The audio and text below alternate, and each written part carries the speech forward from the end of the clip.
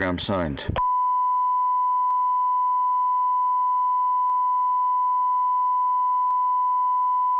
This is the Northern Ireland Assembly Senate Chamber Programme signed. This is the Northern Ireland Assembly Senate Chamber Programme signed.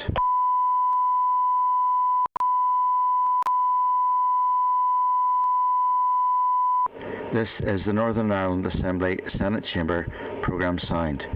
This is the Northern Ireland Assembly Senate Chamber Programme signed.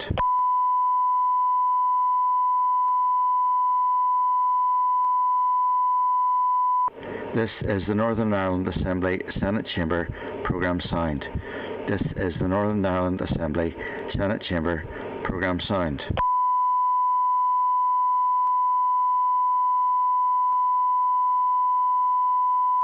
This is the Northern Ireland Assembly Senate Chamber Programme signed. This is the Northern Ireland Assembly Senate Chamber Programme signed.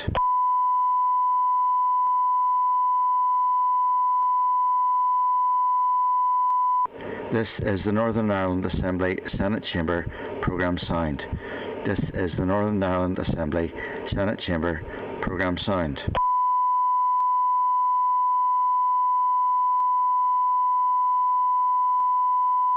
This is the Northern Ireland Assembly Senate Chamber Programme signed.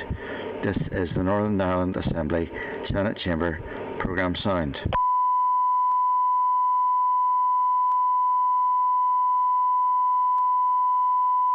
This is the Northern Ireland Assembly Senate Chamber Programme signed. This is the Northern Ireland Assembly Senate Chamber Programme signed.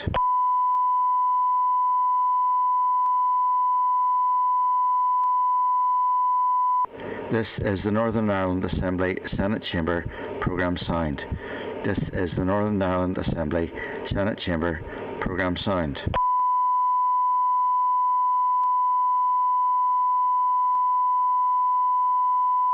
This is the Northern Ireland Assembly Senate Chamber Programme signed. This is the Northern Ireland Assembly Senate Chamber Programme signed.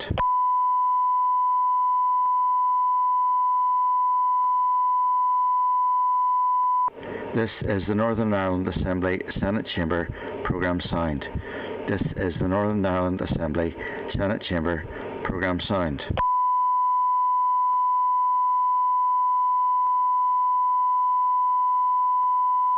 This is the Northern Ireland Assembly Senate Chamber Programme signed. This is the Northern Ireland Assembly Senate Chamber Programme signed.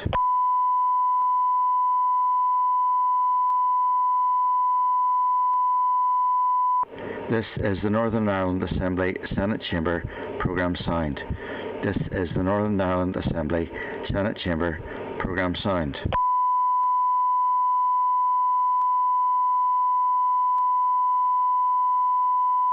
This is the Northern Ireland Assembly Senate Chamber Programme signed.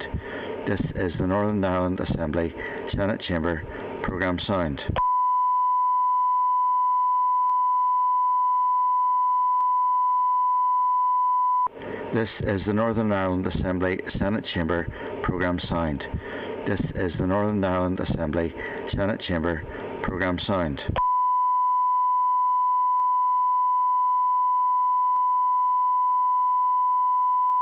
This is the Northern Ireland Assembly Senate Chamber Programme signed. This is the Northern Ireland Assembly Senate Chamber Programme signed.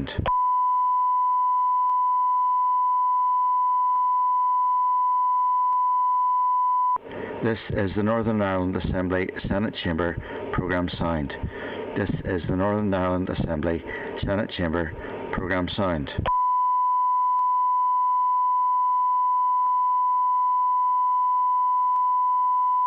This is the Northern Ireland Assembly Senate Chamber Programme signed. This is the Northern Ireland Assembly Senate Chamber Programme signed.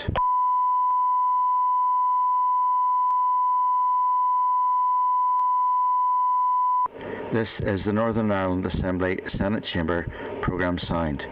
This is the Northern Ireland Assembly Senate Chamber Programme signed.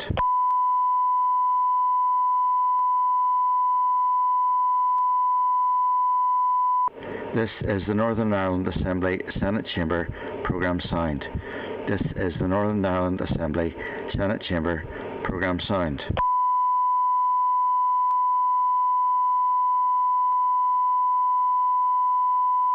This is the Northern Ireland Assembly Senate Chamber programme signed. This is the Northern Ireland Assembly Senate Chamber programme signed.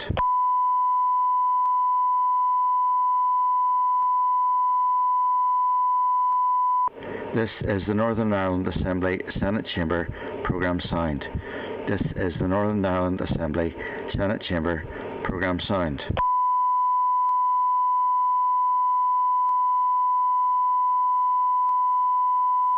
This is the Northern Ireland Assembly Senate Chamber programme signed. This is the Northern Ireland Assembly Senate Chamber programme signed.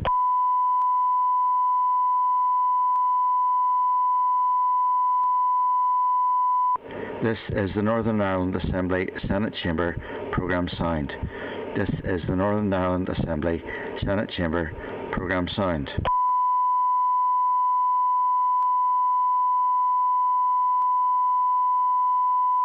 This is the Northern Ireland Assembly Senate Chamber programme signed. This is the Northern Ireland Assembly Senate Chamber programme signed.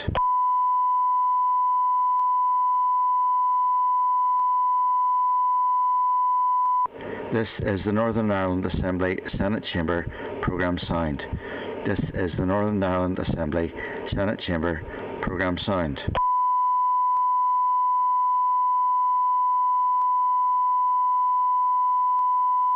This is the Northern Ireland Assembly Senate Chamber programme signed. This is the Northern Ireland Assembly Senate Chamber programme signed.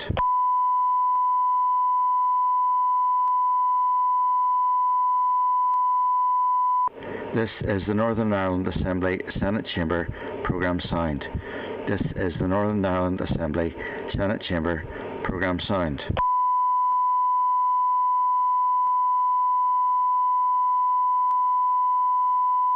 This is the Northern Ireland Assembly Senate Chamber programme signed. This is the Northern Ireland Assembly Senate Chamber programme signed.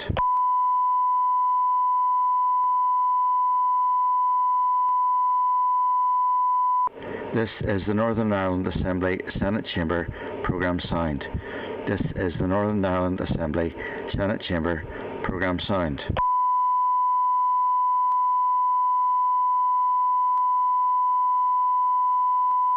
This is the Northern Ireland Assembly Senate Chamber programme signed.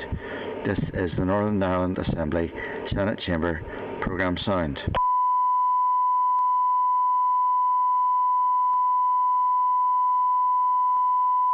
This is the Northern Ireland Assembly Senate Chamber programme signed. This is the Northern Ireland Assembly Senate Chamber programme signed.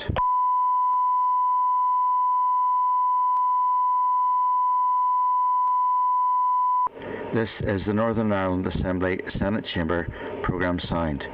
This is the Northern Ireland Assembly Senate Chamber programme signed.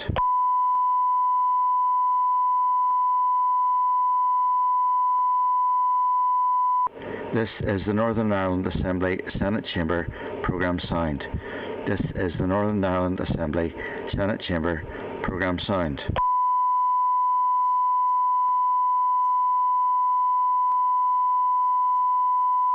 This is the Northern Ireland Assembly Senate Chamber programme signed.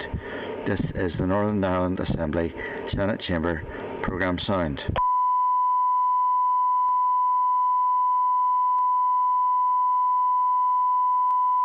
This is the Northern Ireland Assembly Senate Chamber programme signed.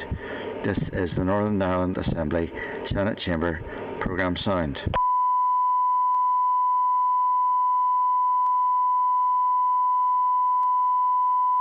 This is the Northern Ireland Assembly Senate Chamber programme signed.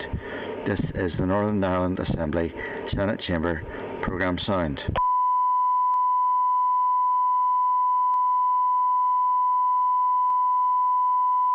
This is the Northern Ireland Assembly Senate Chamber programme signed. This is the Northern Ireland Assembly Senate Chamber programme signed.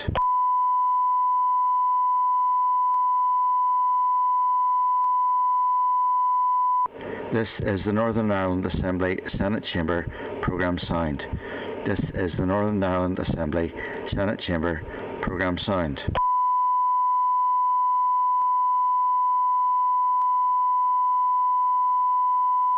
This is the Northern Ireland Assembly Senate Chamber programme signed.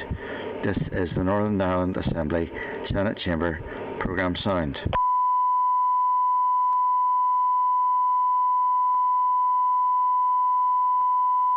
This is the Northern Ireland Assembly Senate Chamber programme signed.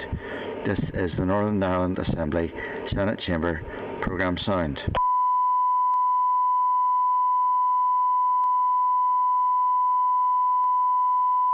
This is the Northern Ireland Assembly Senate Chamber programme signed. This is the Northern Ireland Assembly Senate Chamber programme signed.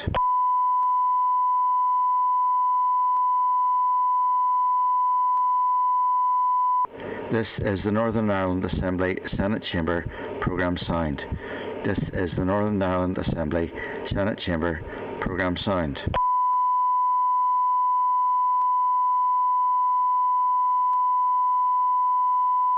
This is the Northern Ireland Assembly Senate Chamber programme signed. This is the Northern Ireland Assembly Senate Chamber programme signed.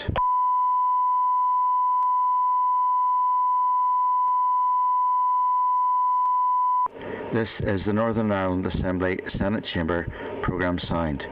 This is the Northern Ireland Assembly Senate Chamber programme signed.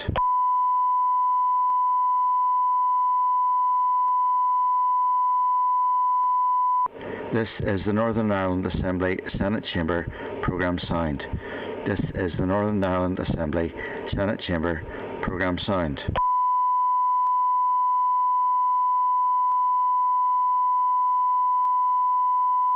This is the Northern Ireland Assembly Senate Chamber programme signed. This is the Northern Ireland Assembly Senate Chamber programme signed.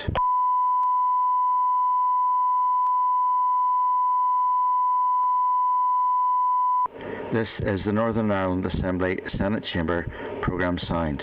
This is the Northern Ireland Assembly Senate Chamber programme signed.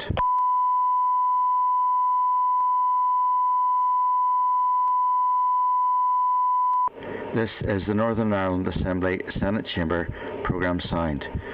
This is the Northern Ireland Assembly Senate Chamber programme signed.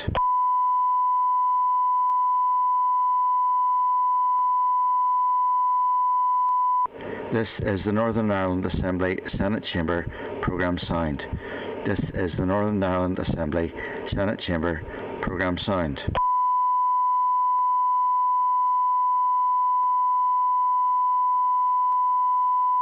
This is the Northern Ireland Assembly Senate Chamber programme signed. This is the Northern Ireland Assembly Senate Chamber programme signed.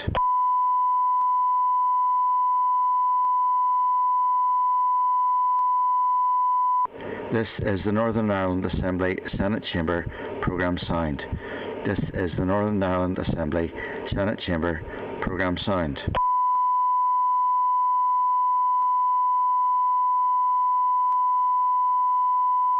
This is the Northern Ireland Assembly Senate Chamber programme signed. This is the Northern Ireland Assembly Senate Chamber programme signed.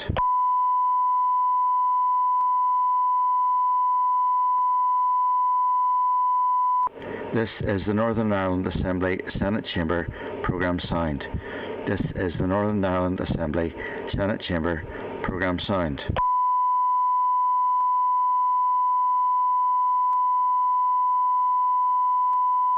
This is the Northern Ireland Assembly Senate Chamber programme signed. This is the Northern Ireland Assembly Senate Chamber programme signed.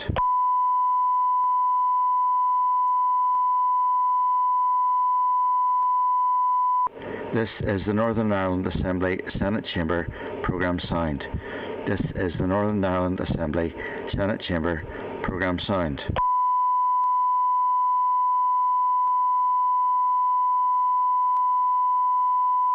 This is the Northern Ireland Assembly Senate Chamber programme signed.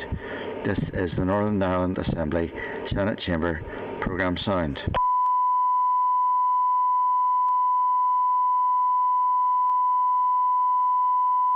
This is the Northern Ireland Assembly Senate Chamber programme signed. This is the Northern Ireland Assembly Senate Chamber programme signed.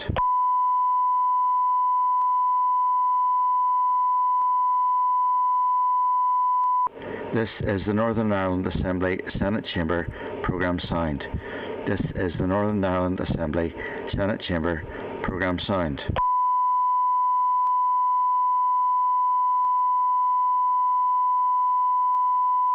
This is the Northern Ireland Assembly Senate Chamber programme signed. This is the Northern Ireland Assembly Senate Chamber programme signed.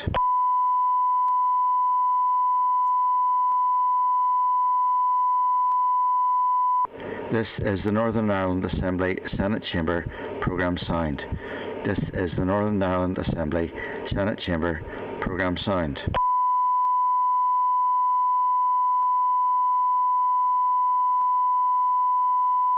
This is the Northern Ireland Assembly Senate Chamber programme signed. This is the Northern Ireland Assembly Senate Chamber programme signed.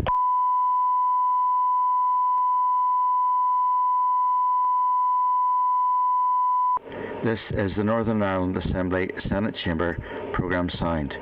This is the Northern Ireland Assembly Senate Chamber programme signed.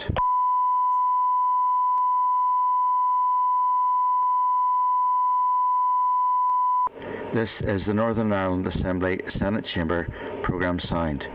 This is the Northern Ireland Assembly Senate Chamber programme signed.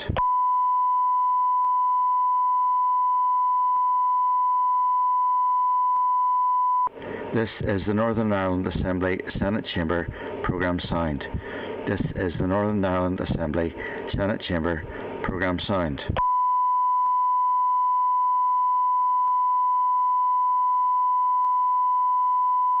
This is the Northern Ireland Assembly Senate Chamber programme signed. This is the Northern Ireland Assembly Senate Chamber programme signed.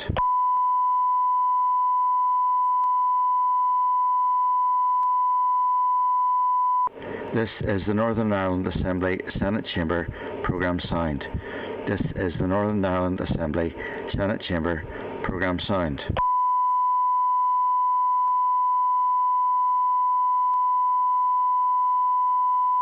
This is the Northern Ireland Assembly Senate Chamber programme signed. This is the Northern Ireland Assembly Senate Chamber programme signed.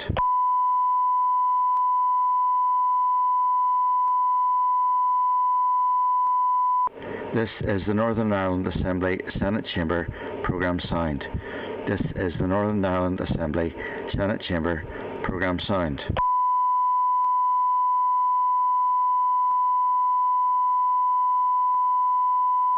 This is the Northern Ireland Assembly Senate Chamber programme signed. This is the Northern Ireland Assembly Senate Chamber programme signed.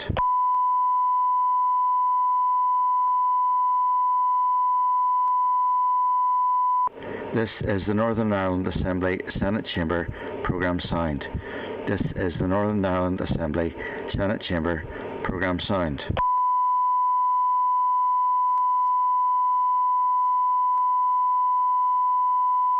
This is the Northern Ireland Assembly Senate Chamber programme signed. This is the Northern Ireland Assembly Senate Chamber programme signed.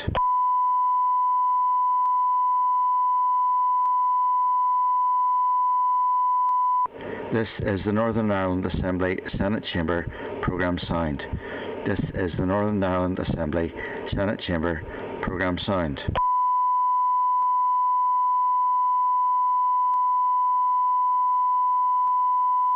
This is the Northern Ireland Assembly Senate Chamber programme signed. This is the Northern Ireland Assembly Senate Chamber programme signed.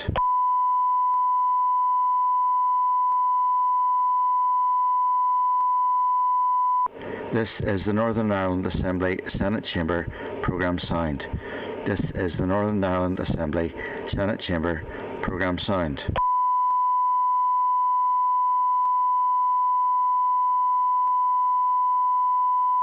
This is the Northern Ireland Assembly Senate Chamber programme signed.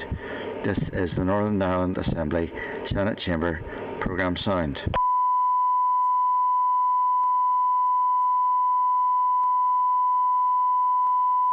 This is the Northern Ireland Assembly Senate Chamber programme sound. This is the Northern Ireland Assembly Senate Chamber programme sound.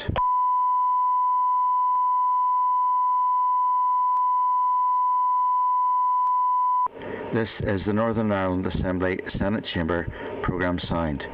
This is the Northern Ireland Assembly Senate Chamber programme sound.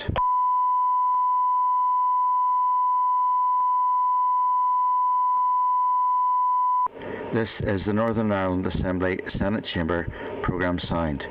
This is the Northern Ireland Assembly Senate Chamber programme sound.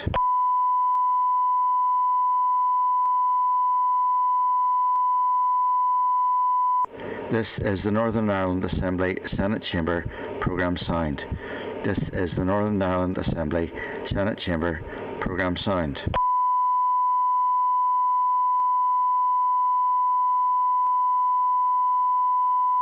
This is the Northern Ireland Assembly Senate Chamber programme sound. This is the Northern Ireland Assembly Senate Chamber programme sound.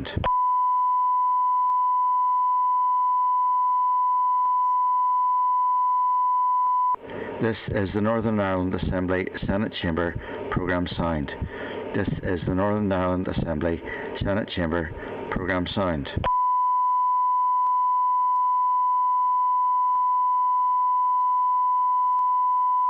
This is the Northern Ireland Assembly Senate Chamber programme sound. This is the Northern Ireland Assembly Senate Chamber programme sound.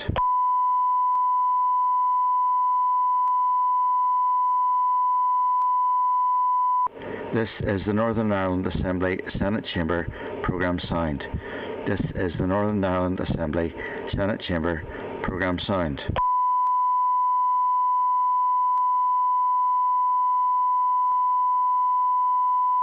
This is the Northern Ireland Assembly Senate Chamber programme sound.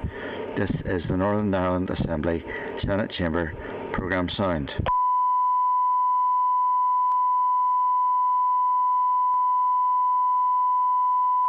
This is the Northern Ireland Assembly Senate Chamber programme sound. This is the Northern Ireland Assembly Senate Chamber programme sound.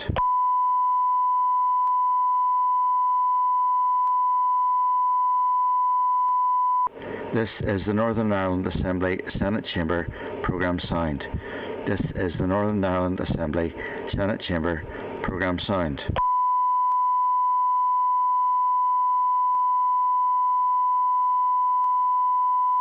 This is the Northern Ireland Assembly Senate Chamber programme sound.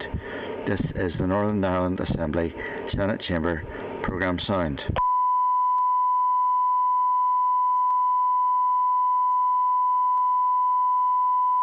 This is the Northern Ireland Assembly Senate Chamber programme sound.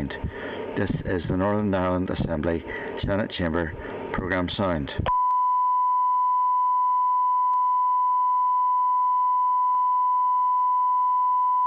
This is the Northern Ireland Assembly Senate Chamber programme sound. This is the Northern Ireland Assembly Senate Chamber programme sound.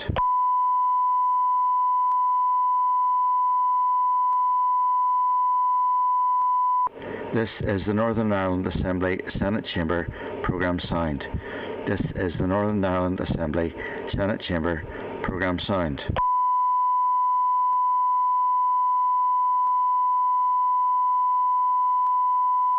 This is the Northern Ireland Assembly Senate Chamber programme sound. This is the Northern Ireland Assembly Senate Chamber programme sound.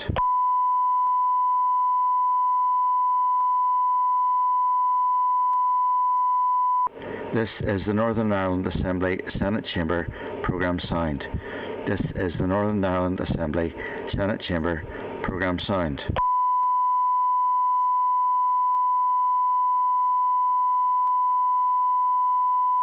This is the Northern Ireland Assembly Senate Chamber programme sound. This is the Northern Ireland Assembly Senate Chamber programme sound.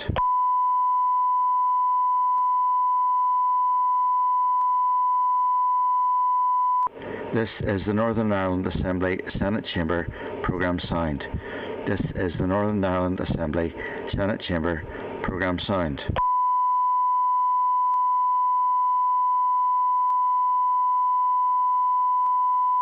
This is the Northern Ireland Assembly Senate Chamber programme sound.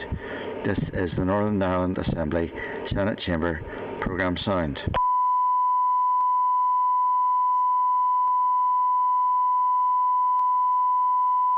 This is the Northern Ireland Assembly Senate Chamber programme sound. This is the Northern Ireland Assembly Senate Chamber programme sound.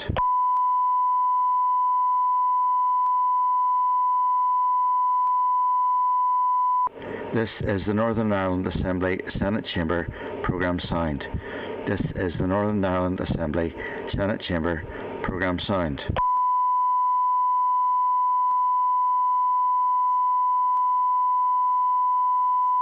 This is the Northern Ireland Assembly Senate Chamber programme sound. This is the Northern Ireland Assembly Senate Chamber programme sound.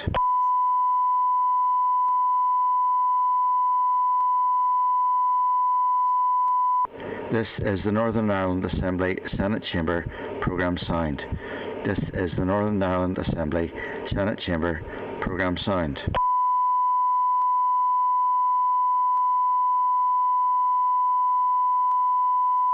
This is the Northern Ireland Assembly Senate Chamber programme sound. This is the Northern Ireland Assembly Senate Chamber programme sound.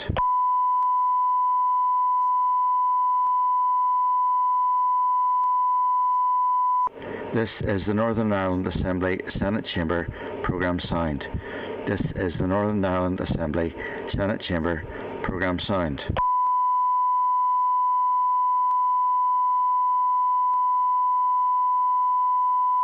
This is the Northern Ireland Assembly Senate Chamber programme sound. This is the Northern Ireland Assembly Senate Chamber programme sound.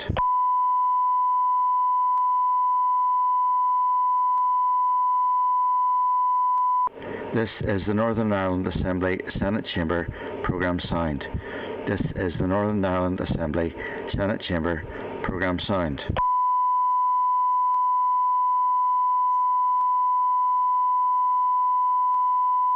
This is the Northern Ireland Assembly Senate Chamber programme sound. This is the Northern Ireland Assembly Senate Chamber programme sound.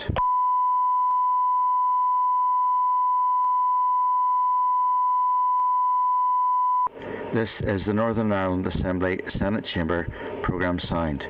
This is the Northern Ireland Assembly Senate Chamber programme sound.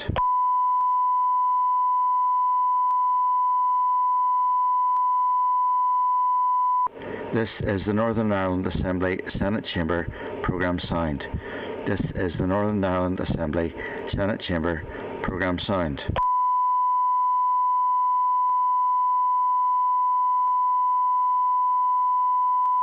This is the Northern Ireland Assembly Senate Chamber programme sound. This is the Northern Ireland Assembly Senate Chamber programme sound.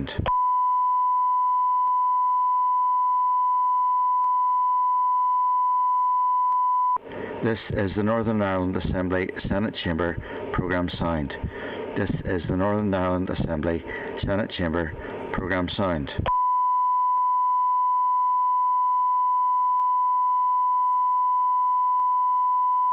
This is the Northern Ireland Assembly Senate Chamber programme sound.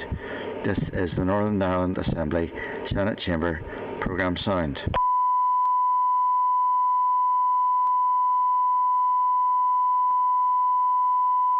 This is the Northern Ireland Assembly Senate Chamber programme sound. This is the Northern Ireland Assembly Senate Chamber programme sound.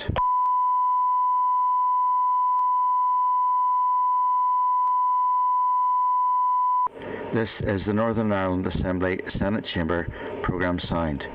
This is the Northern Ireland Assembly Senate Chamber programme sound.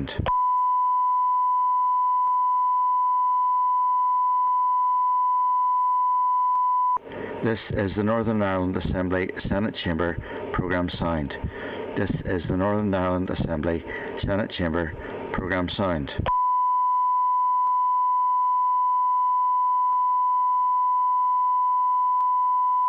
This is the Northern Ireland Assembly Senate Chamber programme sound.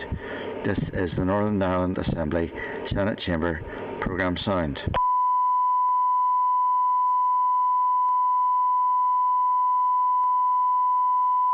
This is the Northern Ireland Assembly Senate Chamber programme signed.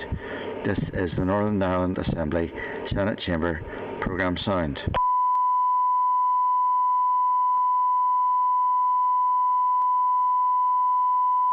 This is the Northern Ireland Assembly Senate Chamber programme signed. This is the Northern Ireland Assembly Senate Chamber programme signed.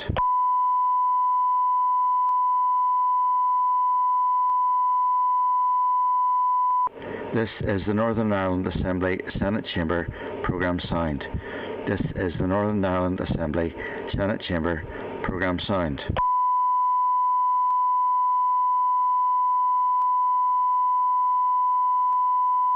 This is the Northern Ireland Assembly Senate Chamber programme signed. This is the Northern Ireland Assembly Senate Chamber programme signed.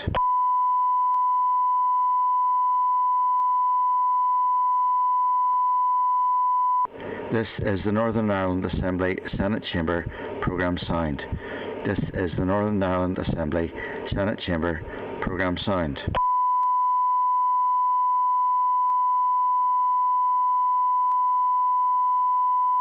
This is the Northern Ireland Assembly Senate Chamber programme signed. This is the Northern Ireland Assembly Senate Chamber programme signed.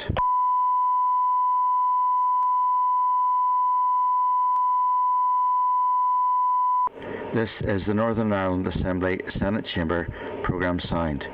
This is the Northern Ireland Assembly Senate Chamber programme signed.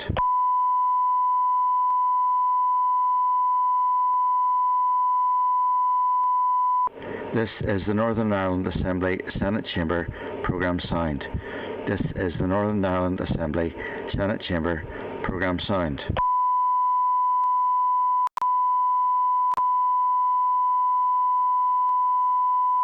This is the Northern Ireland Assembly Senate Chamber programme signed. This is the Northern Ireland Assembly Senate Chamber programme signed.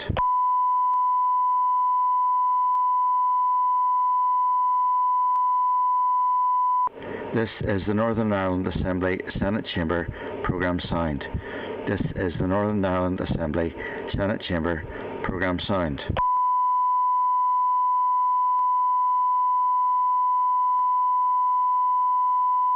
This is the Northern Ireland Assembly Senate Chamber programme signed. This is the Northern Ireland Assembly Senate Chamber programme signed.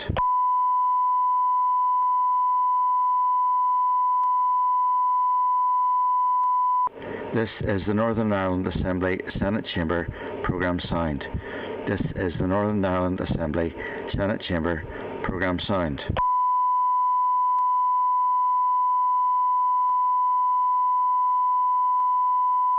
This is the Northern Ireland Assembly Senate Chamber programme signed. This is the Northern Ireland Assembly Senate Chamber programme signed.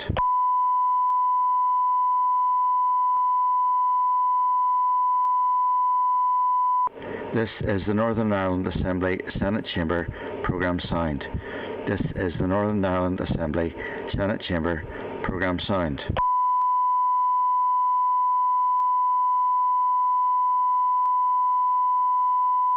This is the Northern Ireland Assembly Senate Chamber programme signed.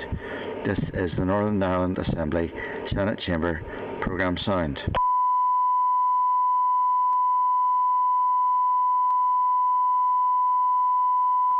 This is the Northern Ireland Assembly Senate Chamber programme signed. This is the Northern Ireland Assembly Senate Chamber programme signed.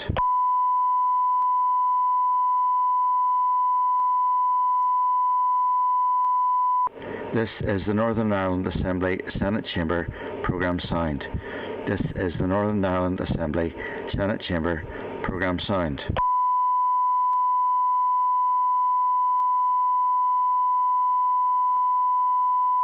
This is the Northern Ireland Assembly Senate Chamber programme signed. This is the Northern Ireland Assembly Senate Chamber programme signed.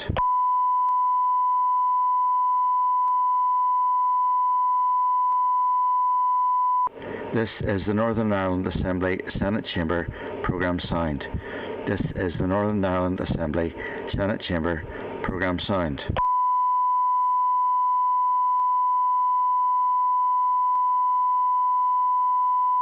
This is the Northern Ireland Assembly Senate Chamber programme signed. This is the Northern Ireland Assembly Senate Chamber programme signed.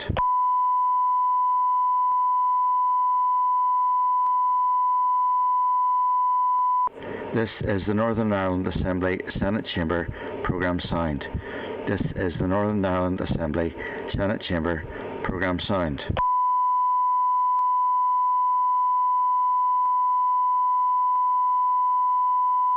This is the Northern Ireland Assembly Senate Chamber programme signed. This is the Northern Ireland Assembly Senate Chamber programme signed.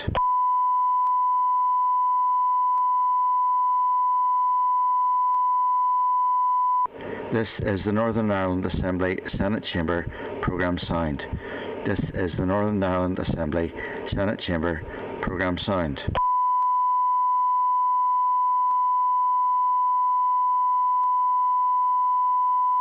This is the Northern Ireland Assembly Senate Chamber programme signed. This is the Northern Ireland Assembly Senate Chamber programme signed.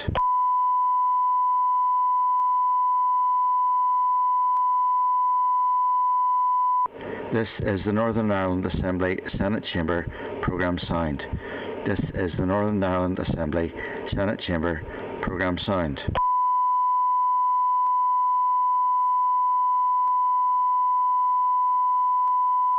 This is the Northern Ireland Assembly Senate Chamber programme signed. This is the Northern Ireland Assembly Senate Chamber programme signed.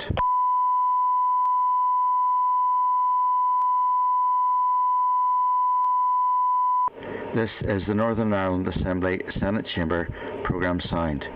This is the Northern Ireland Assembly Senate Chamber programme signed.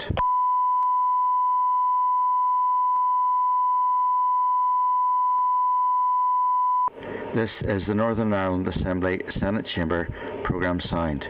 This is the Northern Ireland Assembly Senate Chamber programme signed.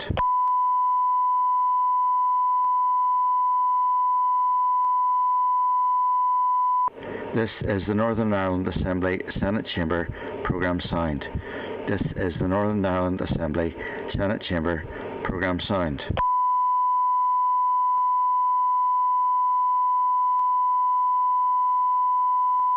This is the Northern Ireland Assembly Senate Chamber programme signed. This is the Northern Ireland Assembly Senate Chamber programme signed.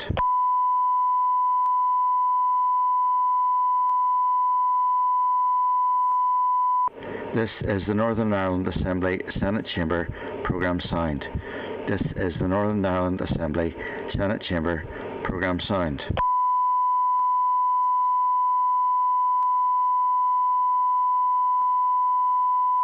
This is the Northern Ireland Assembly Senate Chamber programme signed.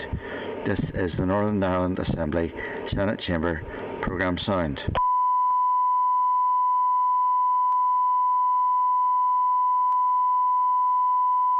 This is the Northern Ireland Assembly Senate Chamber programme signed. This is the Northern Ireland Assembly Senate Chamber programme signed.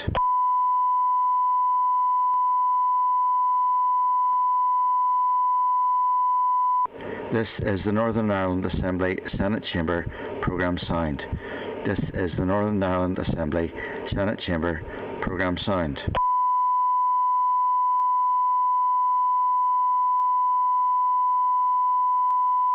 This is the Northern Ireland Assembly Senate Chamber programme signed. This is the Northern Ireland Assembly Senate Chamber programme signed.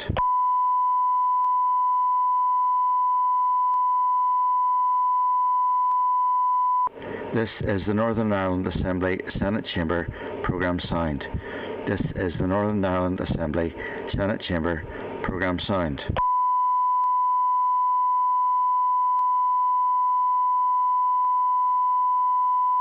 This is the Northern Ireland Assembly Senate Chamber programme signed. This is the Northern Ireland Assembly Senate Chamber programme signed.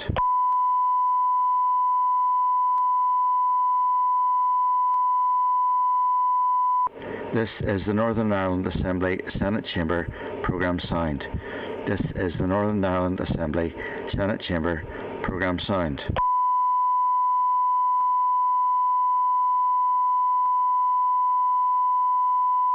This is the Northern Ireland Assembly Senate Chamber programme signed.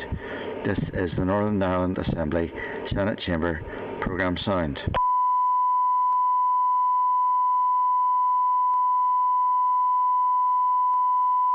This is the Northern Ireland Assembly Senate Chamber programme signed. This is the Northern Ireland Assembly Senate Chamber programme signed.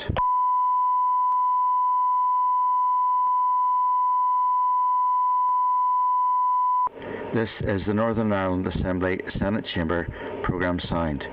This is the Northern Ireland Assembly Senate Chamber programme signed.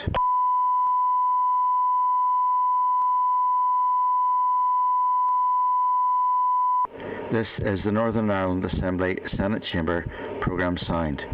This is the Northern Ireland Assembly Senate Chamber programme signed.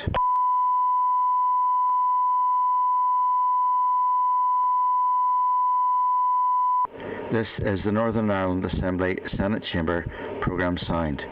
This is the Northern Ireland Assembly Senate Chamber programme signed.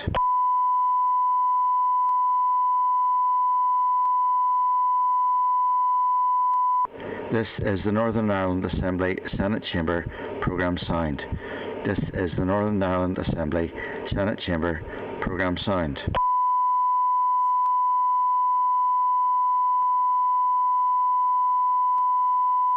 This is the Northern Ireland Assembly Senate Chamber programme signed. This is the Northern Ireland Assembly Senate Chamber programme signed.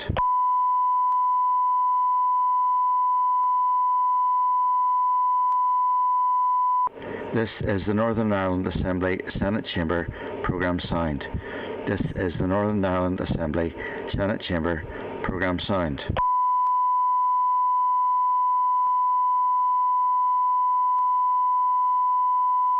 This is the Northern Ireland Assembly Senate Chamber programme signed. This is the Northern Ireland Assembly Senate Chamber programme signed.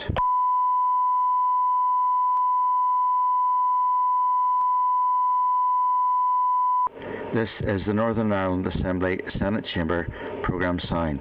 This is the Northern Ireland Assembly Senate Chamber programme signed.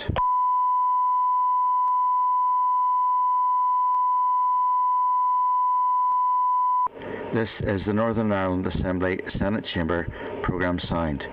This is the Northern Ireland Assembly Senate Chamber programme signed.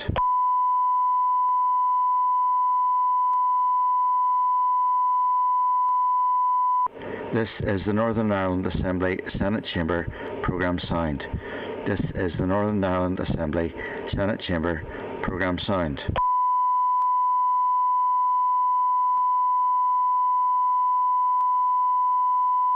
This is the Northern Ireland Assembly Senate Chamber programme signed. This is the Northern Ireland Assembly Senate Chamber programme signed.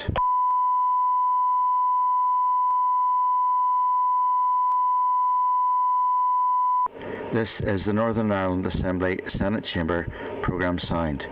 This is the Northern Ireland Assembly Senate Chamber programme signed.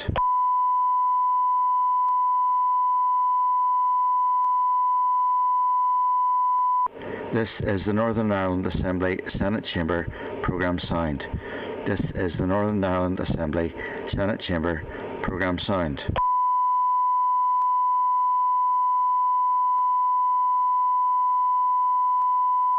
This is the Northern Ireland Assembly Senate Chamber programme signed. This is the Northern Ireland Assembly Senate Chamber programme signed.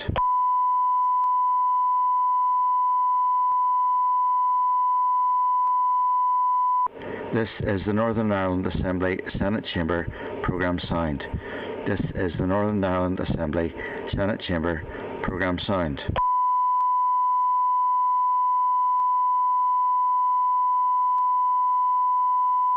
This is the Northern Ireland Assembly Senate Chamber programme signed. This is the Northern Ireland Assembly Senate Chamber programme signed.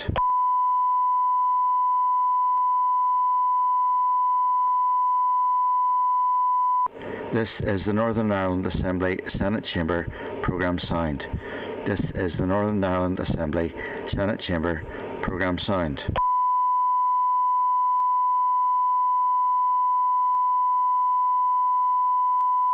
This is the Northern Ireland Assembly Senate Chamber programme sound. This is the Northern Ireland Assembly Senate Chamber programme sound.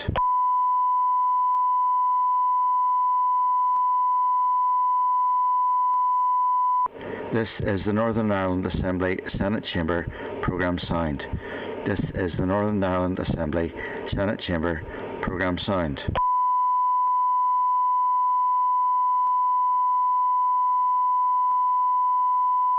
This is the Northern Ireland Assembly Senate Chamber programme sound.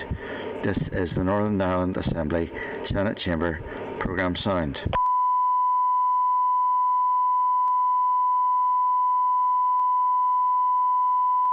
This is the Northern Ireland Assembly Senate Chamber programme sound.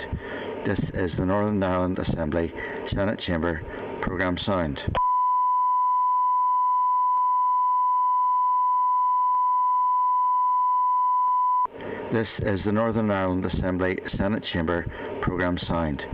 This is the Northern Ireland Assembly Senate Chamber programme sound.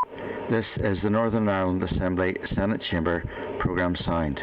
This is the Northern Ireland Assembly Senate Chamber programme sound. This is the Northern Ireland Assembly Senate Chamber programme sound. This is the Northern Ireland Assembly Senate Chamber programme sound.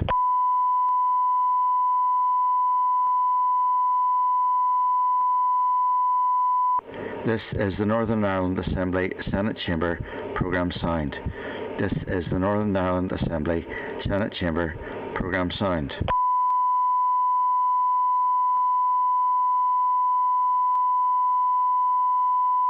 This is the Northern Ireland Assembly Senate Chamber programme sound. This is the Northern Ireland Assembly Senate Chamber programme sound.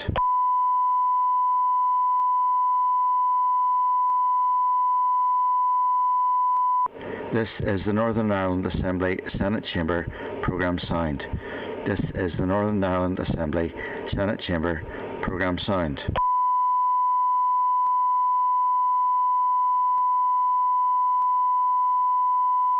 This is the Northern Ireland Assembly Senate Chamber programme sound. This is the Northern Ireland Assembly Senate Chamber programme sound.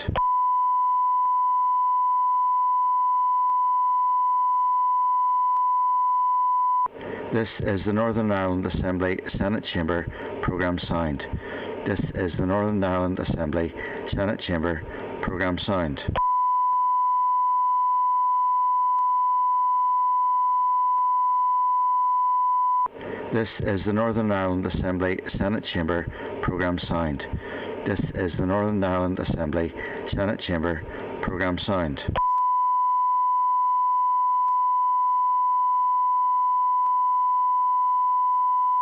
This is the Northern Ireland Assembly Senate Chamber programme sound. This is the Northern Ireland Assembly Senate Chamber programme sound.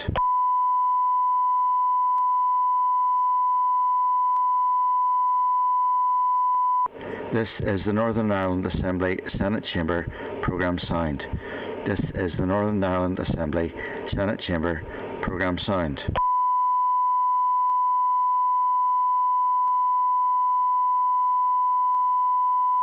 This is the Northern Ireland Assembly Senate Chamber programme sound. This is the Northern Ireland Assembly Senate Chamber programme sound.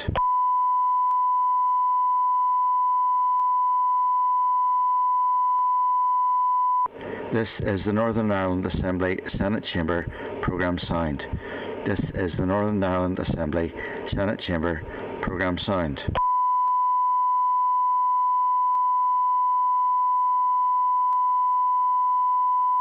This is the Northern Ireland Assembly Senate Chamber programme sound.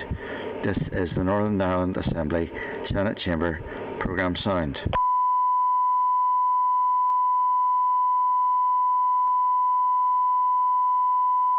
This is the Northern Ireland Assembly Senate Chamber programme sound.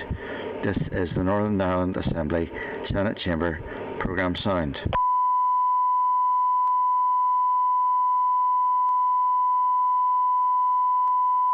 This is the Northern Ireland Assembly Senate Chamber programme signed.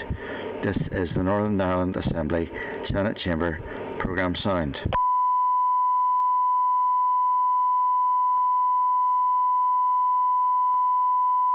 This is the Northern Ireland Assembly Senate Chamber programme signed. This is the Northern Ireland Assembly Senate Chamber programme signed.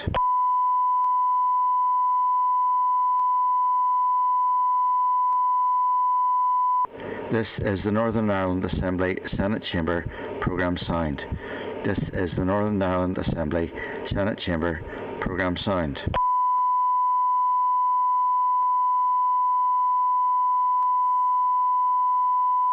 This is the Northern Ireland Assembly Senate Chamber programme signed.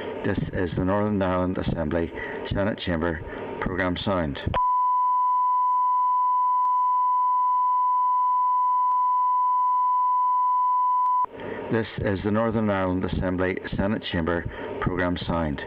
This is the Northern Ireland Assembly Senate Chamber programme signed. This is the Northern Ireland Assembly Senate Chamber programme signed. This is the Northern Ireland Assembly Senate Chamber programme signed. This is the Northern Ireland Assembly Senate Chamber programme signed.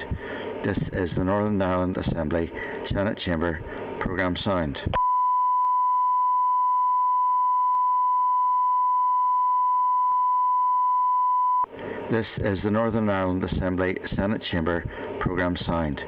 This is the Northern Ireland Assembly Senate Chamber programme signed.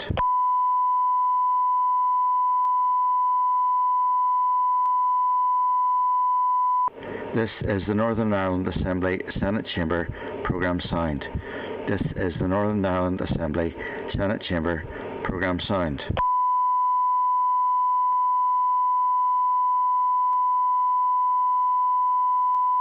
This is the Northern Ireland Assembly Senate Chamber programme signed. This is the Northern Ireland Assembly Senate Chamber programme signed.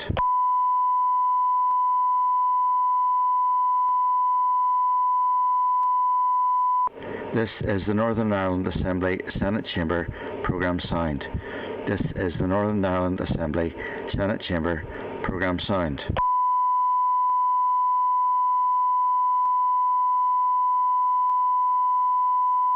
This is the Northern Ireland Assembly Senate Chamber programme signed. This is the Northern Ireland Assembly Senate Chamber programme signed. This is the Northern Ireland Assembly Senate Chamber programme signed. This is the Northern Ireland Assembly Senate Chamber programme signed.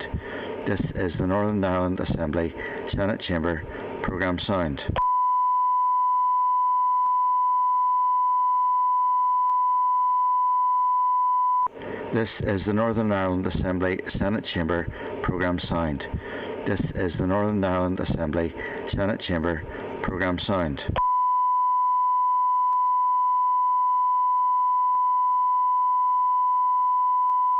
This is the Northern Ireland Assembly Senate Chamber programme signed.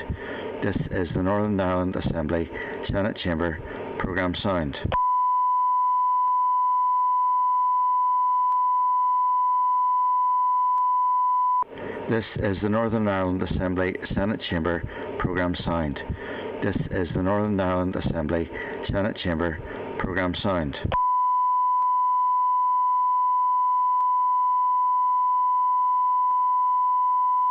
This is the Northern Ireland Assembly Senate Chamber programme signed. This is the Northern Ireland Assembly Senate Chamber programme signed.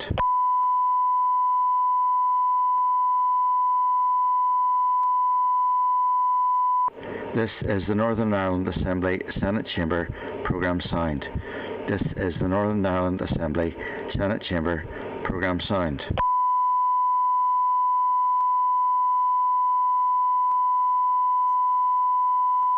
This is the Northern Ireland Assembly Senate Chamber programme signed. This is the Northern Ireland Assembly Senate Chamber programme signed.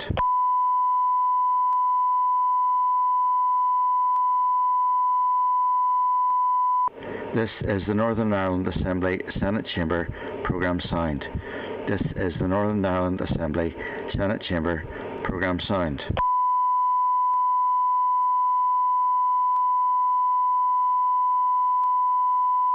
This is the Northern Ireland Assembly Senate Chamber programme signed.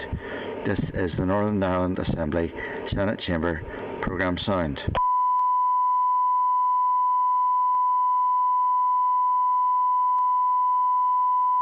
This is the Northern Ireland Assembly Senate Chamber programme signed.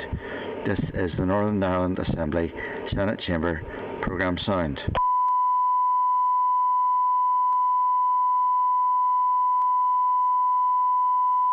This is the Northern Ireland Assembly Senate Chamber programme signed.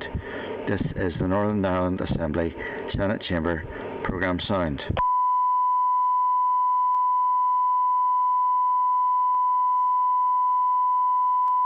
This is the Northern Ireland Assembly Senate Chamber programme signed. This is the Northern Ireland Assembly Senate Chamber programme signed.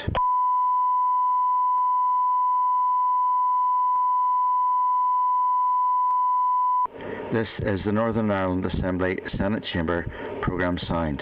This is the Northern Ireland Assembly Senate Chamber programme signed.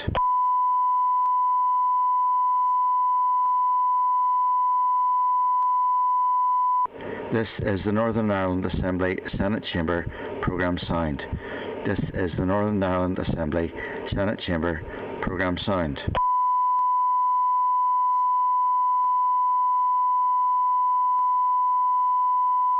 This is the Northern Ireland Assembly Senate Chamber programme signed.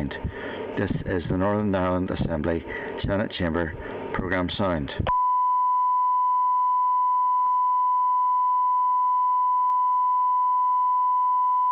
This is the Northern Ireland Assembly Senate Chamber programme signed. This is the Northern Ireland Assembly Senate Chamber programme signed.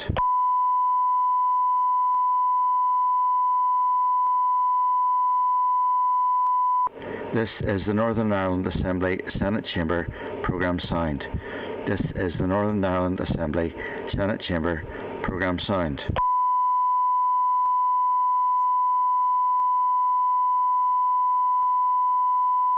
This is the Northern Ireland Assembly Senate Chamber programme signed.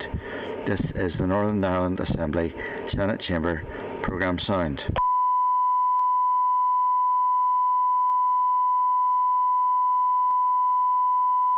This is the Northern Ireland Assembly Senate Chamber programme signed. This is the Northern Ireland Assembly Senate Chamber programme signed.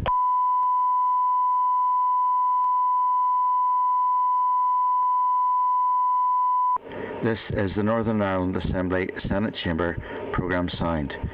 This is the Northern Ireland Assembly Senate Chamber programme signed.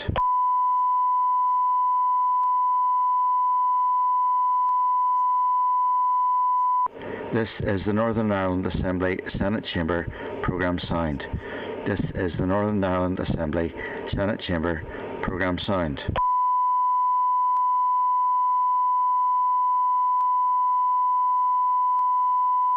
This is the Northern Ireland Assembly Senate Chamber programme signed. This is the Northern Ireland Assembly Senate Chamber programme signed.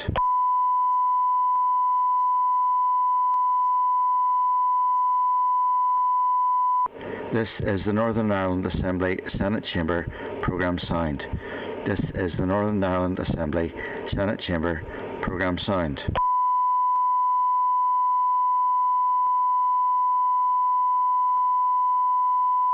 This is the Northern Ireland Assembly Senate Chamber programme signed. This is the Northern Ireland Assembly Senate Chamber programme signed.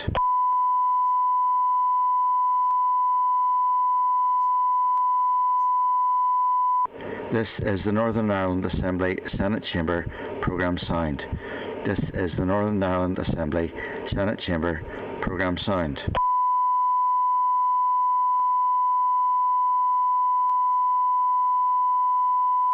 This is the Northern Ireland Assembly Senate Chamber programme signed. This is the Northern Ireland Assembly Senate Chamber programme signed.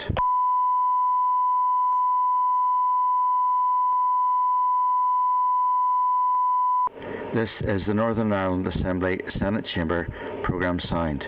This is the Northern Ireland Assembly Senate Chamber Programme Sound.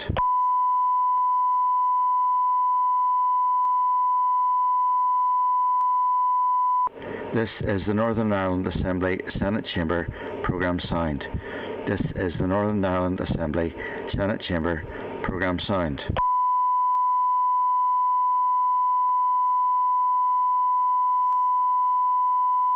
This is the Northern Ireland Assembly Senate Chamber Programme Sound. This is the Northern Ireland Assembly Senate Chamber Programme Sound.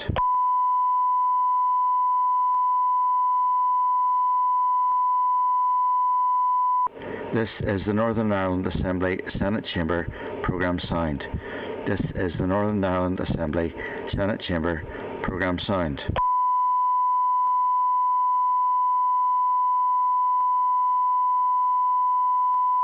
This is the Northern Ireland Assembly Senate Chamber Programme Sound. This is the Northern Ireland Assembly Senate Chamber Programme Sound. This is the Northern Ireland Assembly Senate Chamber Programme Sound. This is the Northern Ireland Assembly Senate Chamber Programme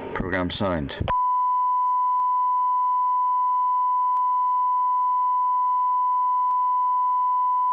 This is the Northern Ireland Assembly Senate Chamber Programme Sound. This is the Northern Ireland Assembly Senate Chamber Programme Sound. This is the Northern Ireland Assembly Senate Chamber Programme Sound.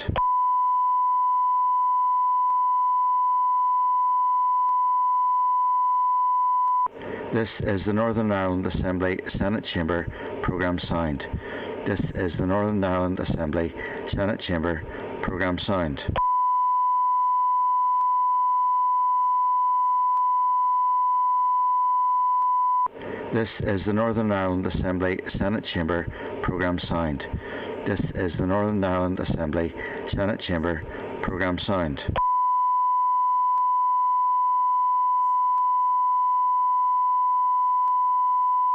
This is the Northern Ireland Assembly Senate Chamber Programme Sound. This is the Northern Ireland Assembly Senate Chamber Programme Sound.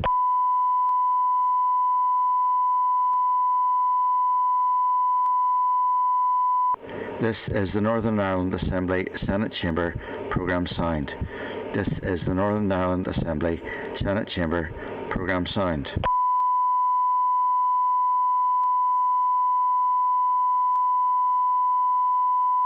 This is the Northern Ireland Assembly Senate Chamber Programme Sound. This is the Northern Ireland Assembly Senate Chamber Programme Sound. This is the Northern Ireland Assembly Senate Chamber Programme Sound.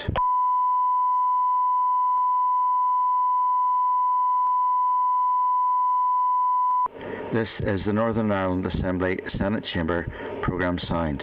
This is the Northern Ireland Assembly Senate Chamber Programme Sound.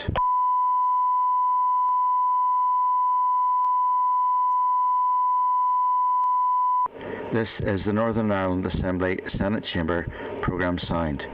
This is the Northern Ireland Assembly Senate Chamber Programme Sound.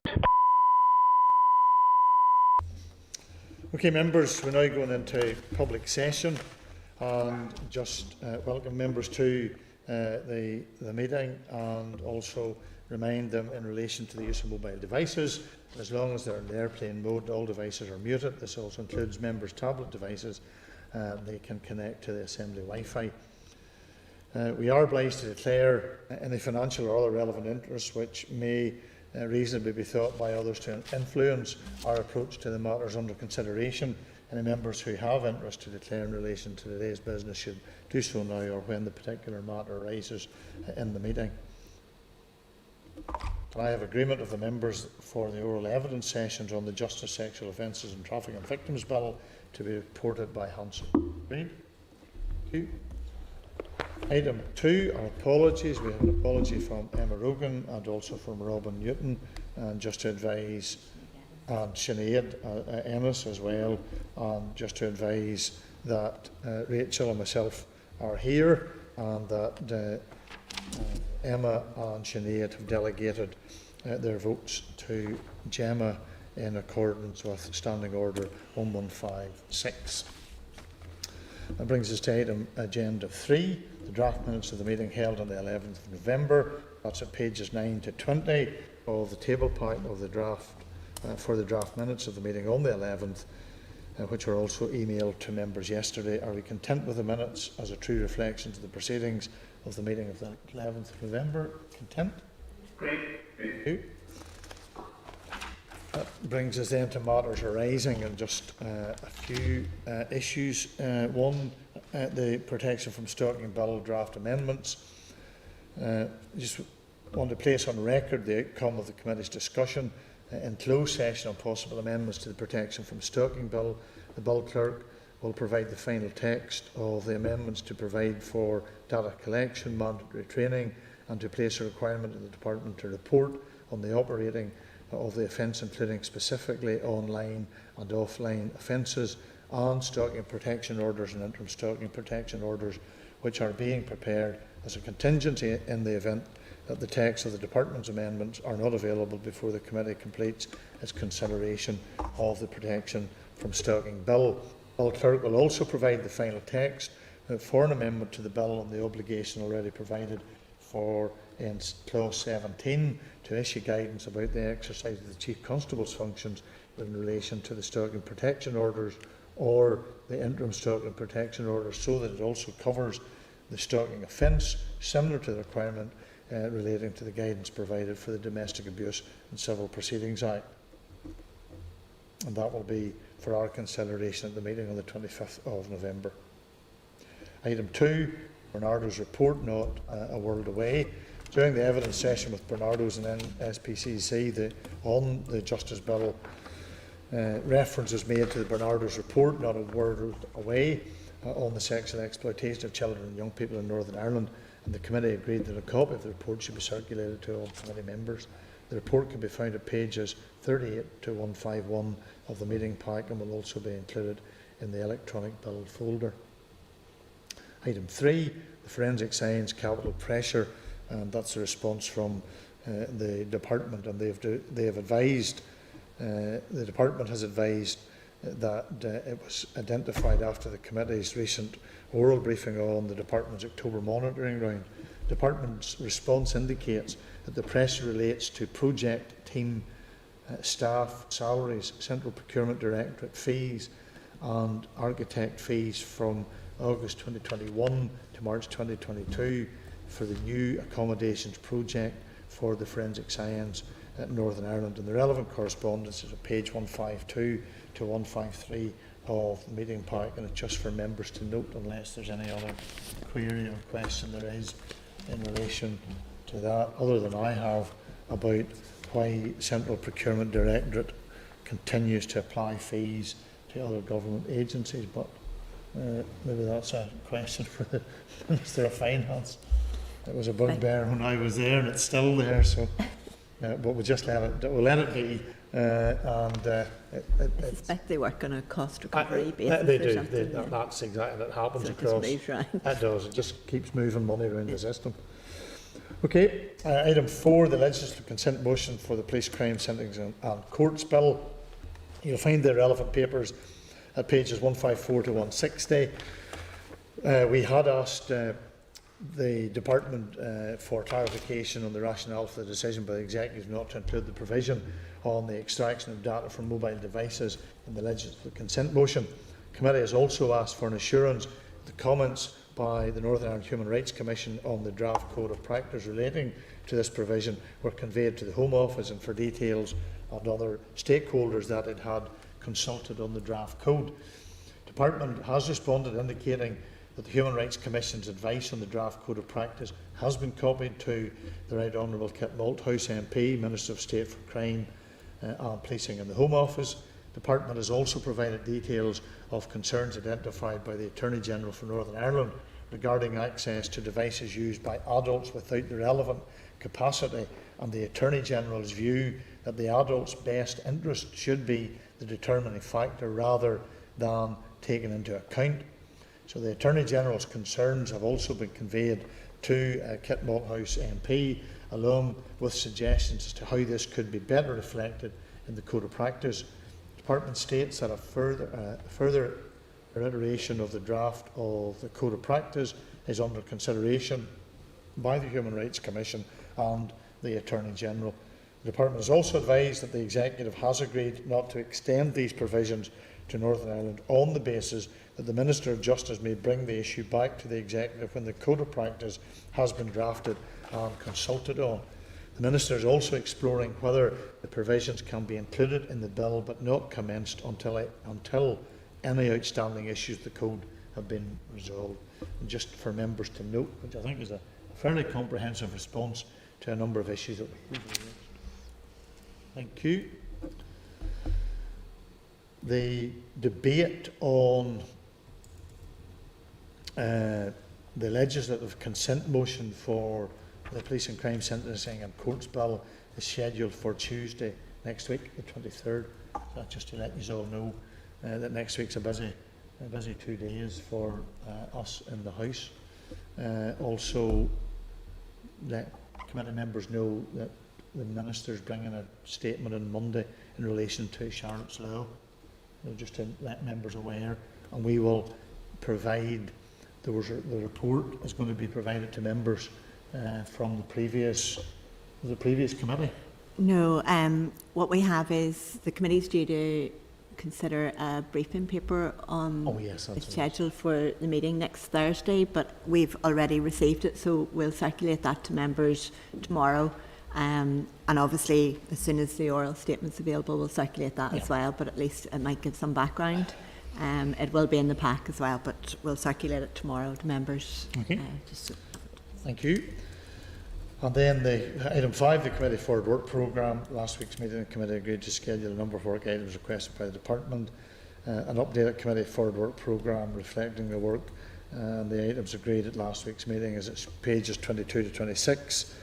And there are 4 oral evidence sessions with the NI Human Rights Commission, Victim Support, the PSNI, the PPS on the Justice Bill scheduled for the meeting next week. The committee may also need to give further consideration to the text of the proposed amendments to the protection from the Stalking Bill. Currently, there's also a number of written papers and possibly the formal clause-by-clause consideration of the Stalking Bill to be scheduled.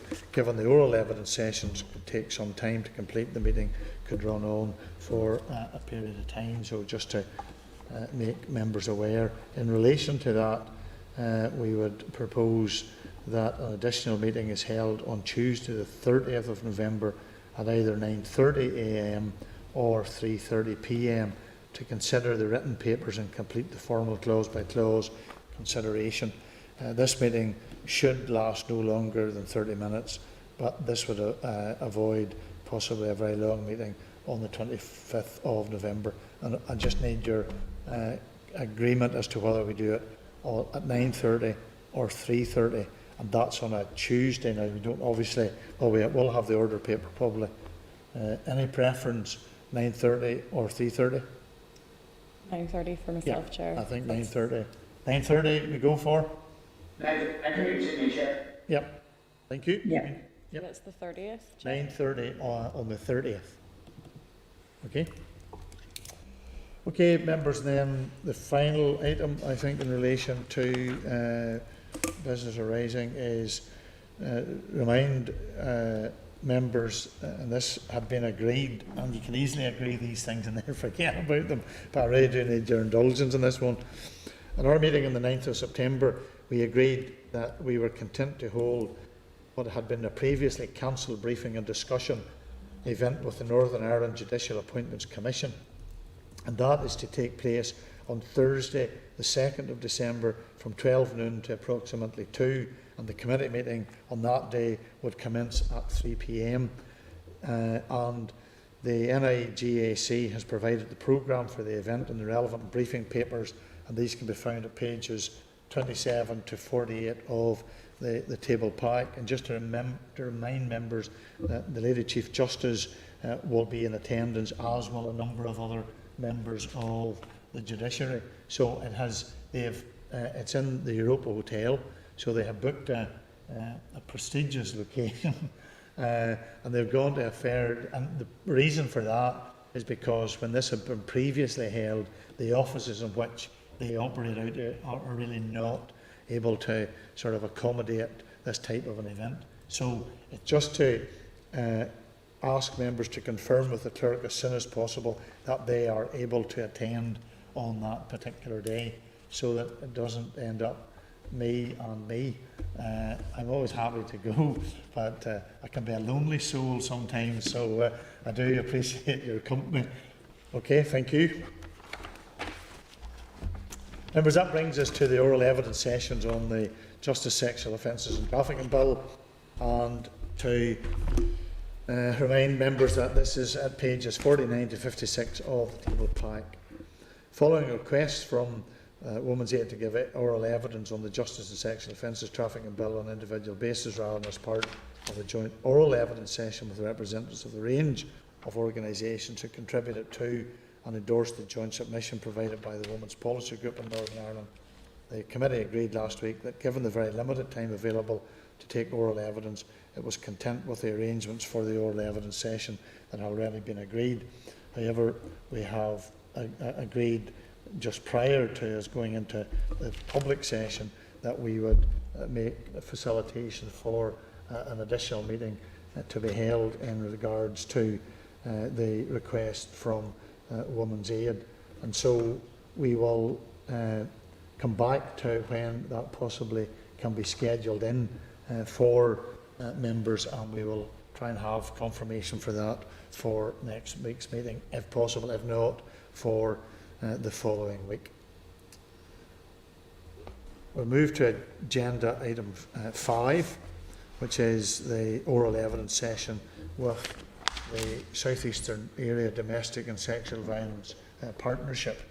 And a representative from the partnership is going to join us via Starleaf to provide the oral evidence on the bill, and a copy of the partnership's written submission is at pages 162 to 173 of today's meeting pack. And can I welcome to the meeting via Starleaf Sheila Simmons, MBE, Chair of the South Eastern Area Domestic and Sexual Violence and Abuse Partnership, and just to advise Sheila that the session will be reported by Hansard and that a transcript will be published on the committee's web page. And can I welcome Sheila to the meeting today and ask her just to briefly outline the key issues in relation to the provisions of the bill and any gaps or issues that the South Eastern Area Domestic and Sexual Violence and Abuse Partnership wishes to draw to the attention of the committee, and then there will be an opportunity for members to ask questions. Sheila, you're very welcome. Lovely to have you via Starleaf at today's meeting. Thank you.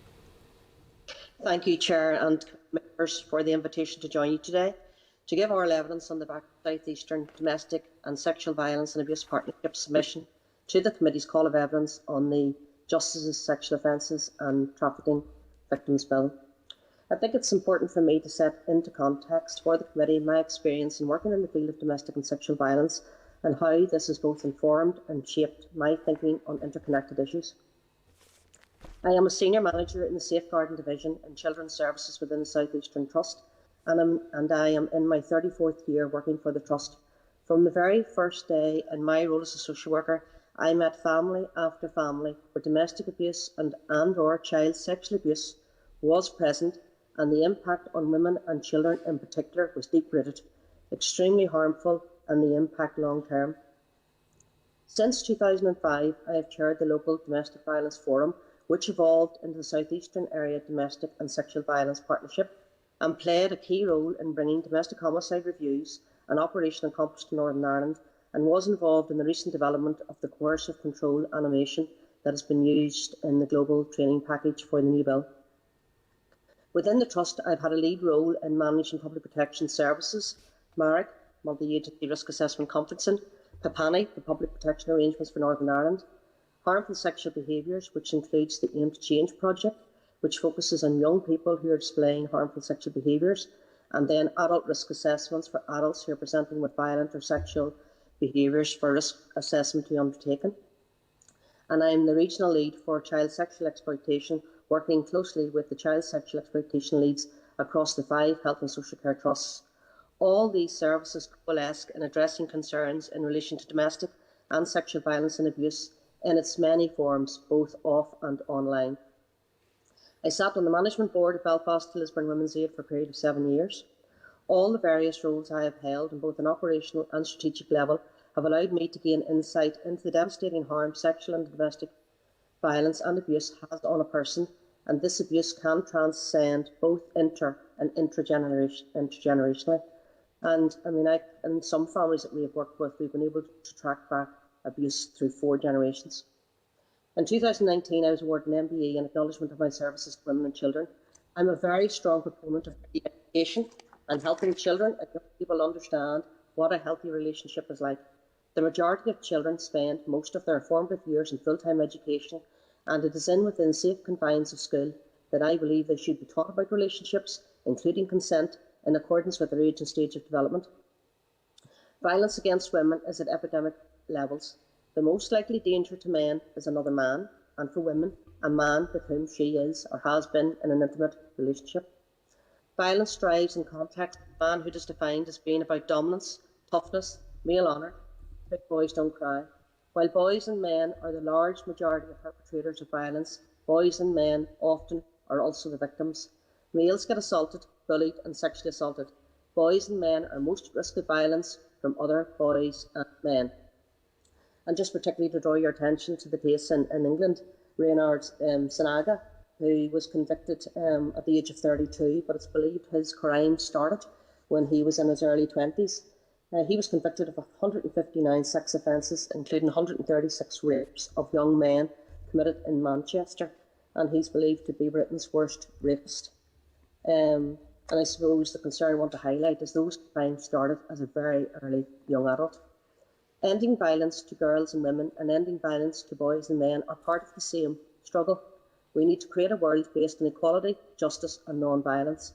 We need to have strong legislation in place to reinforce that violence and abuse is not acceptable and will not be tolerated in its many forms, and that perpetrators will be held to account. One of my biggest concerns is around online offending. It is escalating year on year, and new harmful behaviours are coming to light, which we need to be able to challenge through the courts. In Northern Ireland, we had the biggest case of catfishing across Europe, and that was a young man, again, only 21 years of age, a student from Uri, and his offending seems to have started back in 2017 when he was around 18, 19 years old. 410 charges. Some of them include making and distributing indecent images of children, sexual communication with a child, inciting children to engage in sexual activity, blackmail, intimidation, and encouraging a child to have sex with an animal. And just this week, the Internet Watch Foundation has issued its report and has highlighted that there's 15 times more child sexual abuse images been found online than there were 10 years ago. So in some of the areas that I know we're working on, I think we need to continue to work on and build, is around holding perpetrators to account and trying to work with perpetrators at the earliest opportunities to try and prevent the behaviours escalating. And in the case of that young girl in Uri, and in the case of, there's another case I'm just thinking of, that other young fella in England. They were young adults, and I don't think people are waking up on their 18th birthdays and then this offending's beginning. It is something that's actually grown in their early adolescent years. So early education is a must. Online offending, I think we need to have a bigger focus on that. Misogyny, and again, I know we're working on a violence against women and girls strategy. Domestic homicide reviews, brilliant. We've got them in Northern Ireland now, and they were reporting early in the new year. Again, into the future, we probably will need to look at hidden homicides. There are a number of people whose deaths are reported maybe as suicide, and I think our understanding of non-fatal strangulation has grown.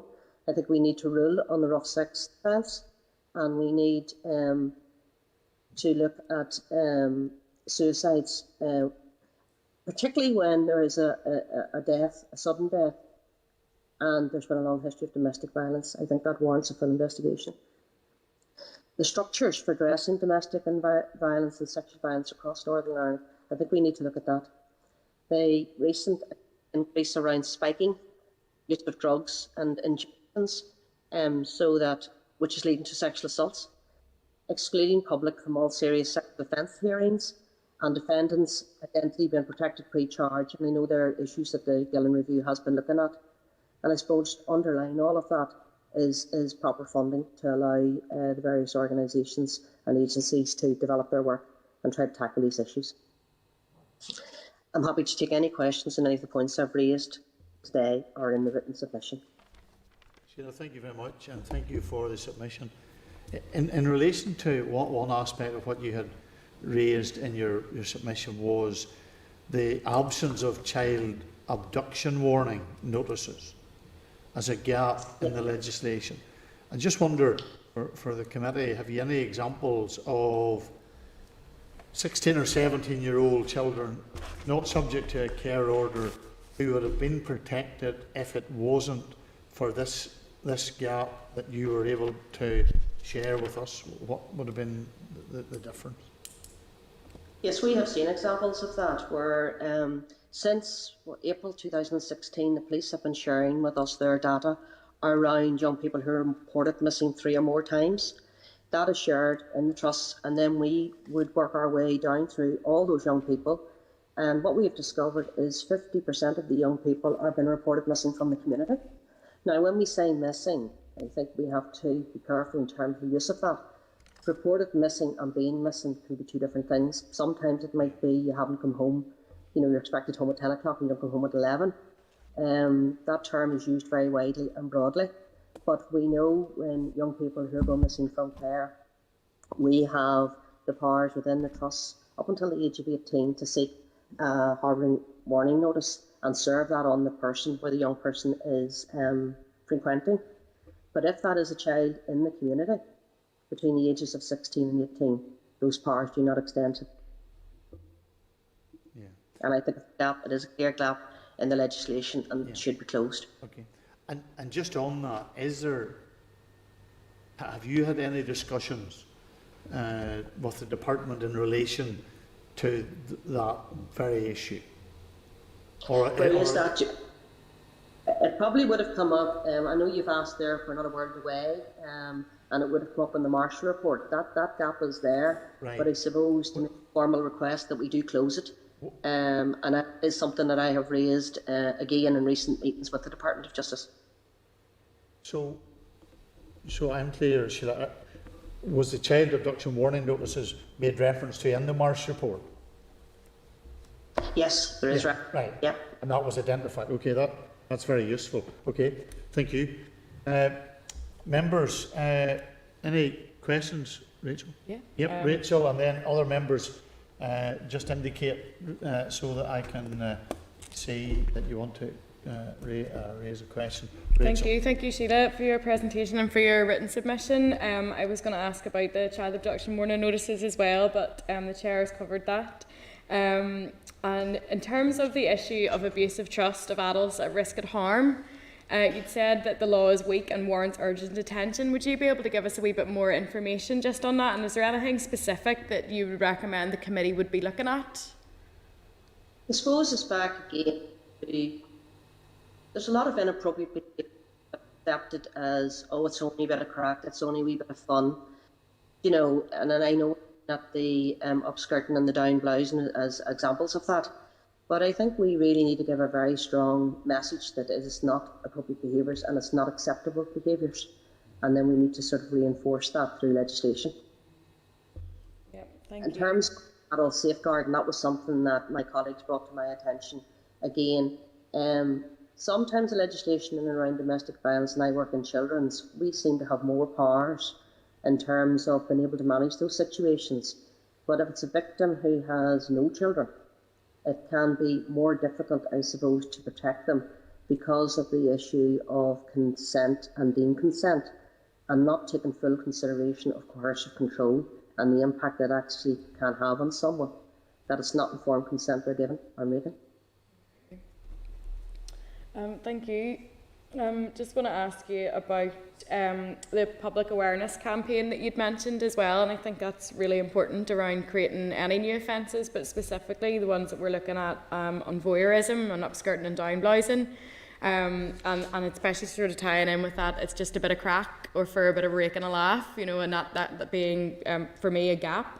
But why do you think it's important to have a public awareness campaign, especially would there be something that you'd be looking at for within your experience in your work, within the partnership, and how that might impact the people that you come across? Well, 16 days of action are coming up very shortly, and we have planned a number of seminars, and I think your next speaker is actually going to come and do one of those seminars for us. I think what is happening online is really quite shocking, and I've seen that for a while. And young children as young as 4 or 5 are walking around with iPads or having access to Xboxes, and people don't fully understand what they can access or that they can be targeted and that they're actually being abused in their own room. People have this perception that because it's happening online, it's not really having an impact on you because you're not physically being touched as such. But the ramifications of that, and you just have to think back to Ronnie Hughes that I mentioned again in my submission. The impact on that is absolutely devastating, and we have seen it with young people where they have putting up more and more images, and they don't fully comprehend or understand the ramifications of that. And there's different, I suppose, new apps are being devised all the time, attracting young people, and they are requesting them, you know, to be able to take images of themselves, and they feel they're doing that almost in a safe environment in their own room, without realising actually how serious that is. Mm-hmm. And finally, for me, I know we're getting a briefing after yourself from Professor Clare McGlynn, but she had raised a number of issues in her submission, and one I just wanted to ask you about, which is adopting a possible offence on cyber flashing, just tying in with what you're saying there about images, and especially with young people taking images of themselves. Is that something that you have seen increase? And about circulating images, and how do you have any opinions on whether or not the committee should look at an amendment to this bill on criminalising cyber flashing? Yes, there has absolutely been an increase. I think it's becoming normalised behaviours, and I think that is extremely concerning.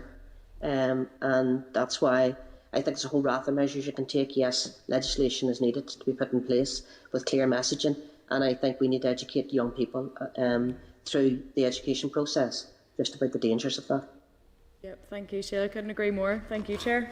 Okay, thank you. Gemma. Thank you, Chair, and thank you, Sheila, for your presentation and for your written briefing. Just in terms of the upskirting and downblousing, you mentioned in your briefing, this could actually be a question for the department rather than you.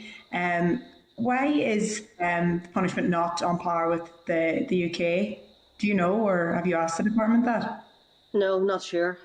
I don't have the answer to that. We're looking to have it on par with England. I mean, we would recommend. Yeah. And my other question is regarding afford and protect the threat of publication for image-based sexual abuse. Is this the case in any other jurisdiction that you know of? I couldn't hear you, Gemma. You were breaking up a wee bit there. Sorry. Sorry, I'll turn my camera. Maybe that will improve. Sorry. So around the threat of publication for image-based sexual abuse, does this exist in any other jurisdiction? I know they're looking at it in England and Wales. I would definitely be very keen because people have lost their lives through that threat. We see it, and we see the absolute fear that people live with. These images will again, appear 5 years down the line, 10 years down the line. And I mean, you just have to look at the case of Ronan, which is just the fatal consequences. And been so frightened of being able to tell anybody because of the shame, the guilt, and the control that someone's actually placing on you. And actually, they're usually bringing you deeper and deeper into it through that blackmail, and you feel you've nowhere to turn. It definitely needs legislation to actually stop that. Yeah, no, I know where you're coming from, and that's why I'd be interested to know if it did exist anywhere else. So, no, thank you for that, Sheila. Chair, that's my questions. Thank you. Thank you, Gemma. Just checking there's no one else. Sheila, can I just thank you for your submission, and also thank you for taking the time to be with us today, and also for the work that you do in relation to the Sexual and Violence Abuse Partnership in the area. It's much appreciated. These are challenging issues for us all, but particularly for yourselves as people who see almost, I'm sure on a daily basis, the consequences and the challenges and difficulties that there are in many places in relation to these issues. So thank you. And we are going to have, as Rachel has said, a submission or a presentation now from Professor Clare McGlynn, and we'll be happy to share her paper with you as well, which I'm sure you'd find of interest. So we'll ensure that is forwarded to you. Very much. Can I finally just mention that the harbouring warning notices, Marcella Leonard in her report for the SPNI, when she did a review of CSE, also mentions the need for that bridge to be gapped in terms of not having coverage for 16 to 18-year-old children who live in the community. Okay, thank you. Reference to her report as well. Right, okay, thank you very much, Sheila. Thank you. Thank you. Thank you now. Bye-bye. Members, that was useful. I think it's useful to cross-reference the issues in relation to the Marsh report, so there's stuff there, okay. Okay, can we then move to the next presentation, which is from Professor Clare McGlynn, who's again joining us Starleaf, and will give us evidence in relation to the bill. You'll find that on pages 173 to 184 of the meeting pipe. And can I welcome to today's meeting of the Justice Committee Professor McGlynn from Durham Law School at Durham University. And just to advise Professor McGlynn that the session will be reported by Hansard, and that the transcript will be published on the committee's web page. And can I invite Professor McGlynn to briefly outline any of the key issues in relation to the provisions of the bill, and any gaps or issues that she wishes to draw to the attention of the committee, and then there will be an opportunity for members to ask questions. But Professor, you're very welcome, and delighted that you're able to join us this afternoon. Thank you. Great. Hello, everybody, and thank you very much for inviting me this afternoon and giving me the opportunity to contribute to your discussions. In general, I very much welcome this legislation. It will hopefully modernise laws around sexual harassment and sexual offences. And I guess my main message is around the fact that we need some new laws in this area, but we really must get them right first time.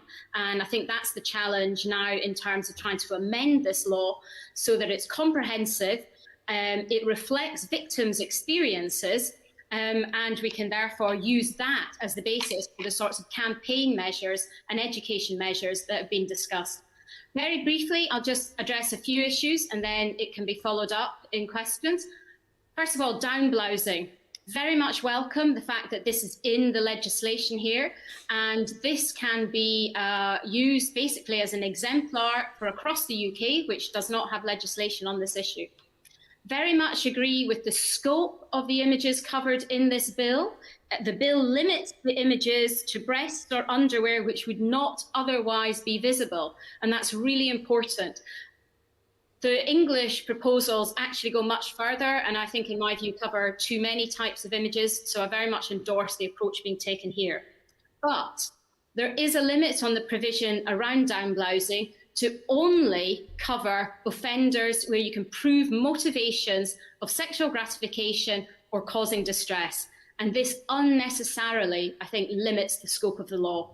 Now, that's also the case in relation to upskirting, so I'll just move on to talk about that. So, upskirting, again, very much welcome the legislation covering that issue.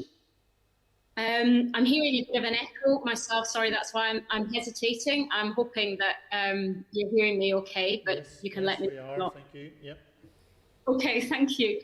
So, upskirting, again, very welcome that legislation is covering this. The problem is that it's limited and will not cover all forms of upskirting. If we limit legislation to just these two motivations of sexual gratification and causing distress, we will not cover the cases where individuals are motivated for a prank, for a laugh, for humour. Also, the whole range of cases where men are sharing these images amongst themselves, effectively to kind of boost their status, their kind of digital trophies, if you like. Those areas won't be covered by this legislation. But also, there's a particular reason why this provision is problematic in the Northern Ireland context. The committee will be very aware that the reason why these proposals have come forward is following the case in Northern Ireland in Enniskillen Royal Grammar School, where two teachers had photos taken up their skirts by one of their male pupils. Those two teachers had to fight tooth and nail to get a prosecution of that behaviour. And they've talked about how devastating it's been and how it's really seriously impacted on their trust for others. And I know the committee has evidence before it that in their view, this legislation would not cover the case, their particular case, were it to come before the police again. And I agree. The individual in that case, the offender, talked about it being a prank, and the police effectively took him at his word. So we must not limit this legislation to certain motives, and we must talk about just consent, and we must apply it to all cases of upskirting. Let me also talk about cases of image-based sexual abuse. You've just been talking about the proposals to extend the law to cover threats of sharing intimate images without consent. Very much agree that this must be covered. It's a gaping hole in the law. Just to respond to one of the questions, it is already covered in Scots law, threats to distribute intimate images, and the recent legislation in Ireland does also cover threats, and just last year English law was extended to cover threats. So that is an important step that must be taken. But I also recommend that the committee consider recommending a change to cover altered or fake images, what are sometimes called deep fakes. So this is where just everyday ordinary images using technology are made pornographic and sexual, often shared onto porn sites. It's a real growing problem. And this legislation is actually very easy to change to include fake porn and altered images, and I urge the committee to do that. Scots law has it, again, Irish law, England and Wales does not yet have it. And then I want to turn to finally cyber flashing, which I know you've already been discussing as well. This is an incredibly common practice now. It is becoming normalised. We have seen it increase since the pandemic. It's even more common, unfortunately, for young girls under 18.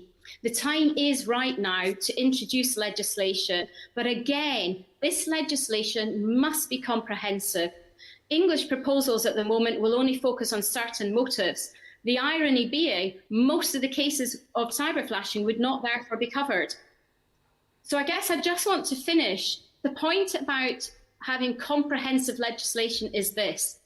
If we send a message saying upskirting is now against the law, downblousing is against the law, cyber flashing is against the law, but in practice, it's only a few of those cases, women are going to get more and more distrustful of the criminal justice system in the way that we've seen discussions over the last few years.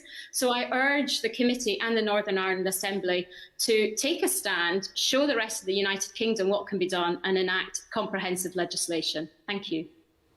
Thank you, Professor, for that very brief and also comprehensive view. I think we could all take lessons from that sometimes in making presentations, so thank you very much for that.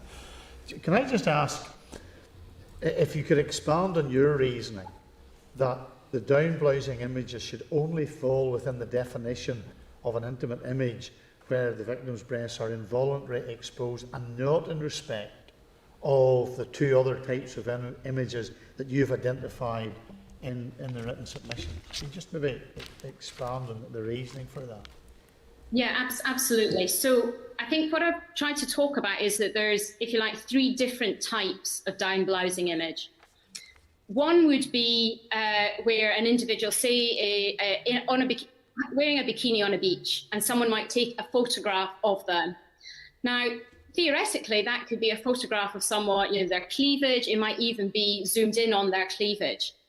But it's a photograph that's taken in everyday circumstances, to be honest, on the beach. It is an invasion of your privacy. It would be creepy to have that image taken, but I don't think we can criminalise the taking of such images.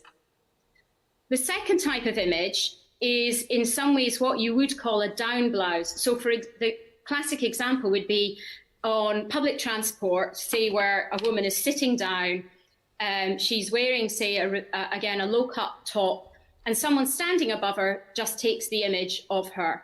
But there's no covert act as such. It's just, again, another image of a woman going about her daily life, wearing the clothes she has chosen to wear. Again, it's creepy, it's invasive, it's harassment, but I don't think we can criminalise that sort of activity. What I think we can criminalise is the covert, surreptitious act. In other words, where the breast or partially exposed breast would not otherwise have been revealed, because the woman therefore did not choose to reveal her cleavage or her breasts in that way. So, for example, if she leans over with a low-cut top, her breasts are revealed and an image is taken then, she would not have chosen to reveal her cleavage in that way. And it's that surreptitious covert action that I think we can criminalise. The other two, I think, for me, would just be going too far in terms of criminalising just taking photographs in a way that breaches privacy but is not criminal. Yeah. And in terms of the upskirting proposals, and you suggest that they should be amended to cover all forms of upskirting regardless of motive. Do you have any view on why the bill has been limited by including a requirement for proof or specific motives? And I know I'm asking you to delve into the thinking of draftspeople in a government department, but that can be a very dark place to go. But it just, given the experience of other jurisdictions, and when this was drafted, there was other pieces of legislation which would have been able to have given indication and a course of direction in relation to this particular element of motive. Have you a sense of trying to give us some understanding as to why you think that may have been the case?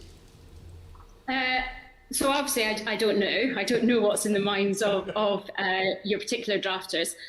What I would imagine, though, is that you've taken the example of the English and Welsh legislation, which is limited in terms of its motives. And in turn, England just took the example of the Scottish legislation.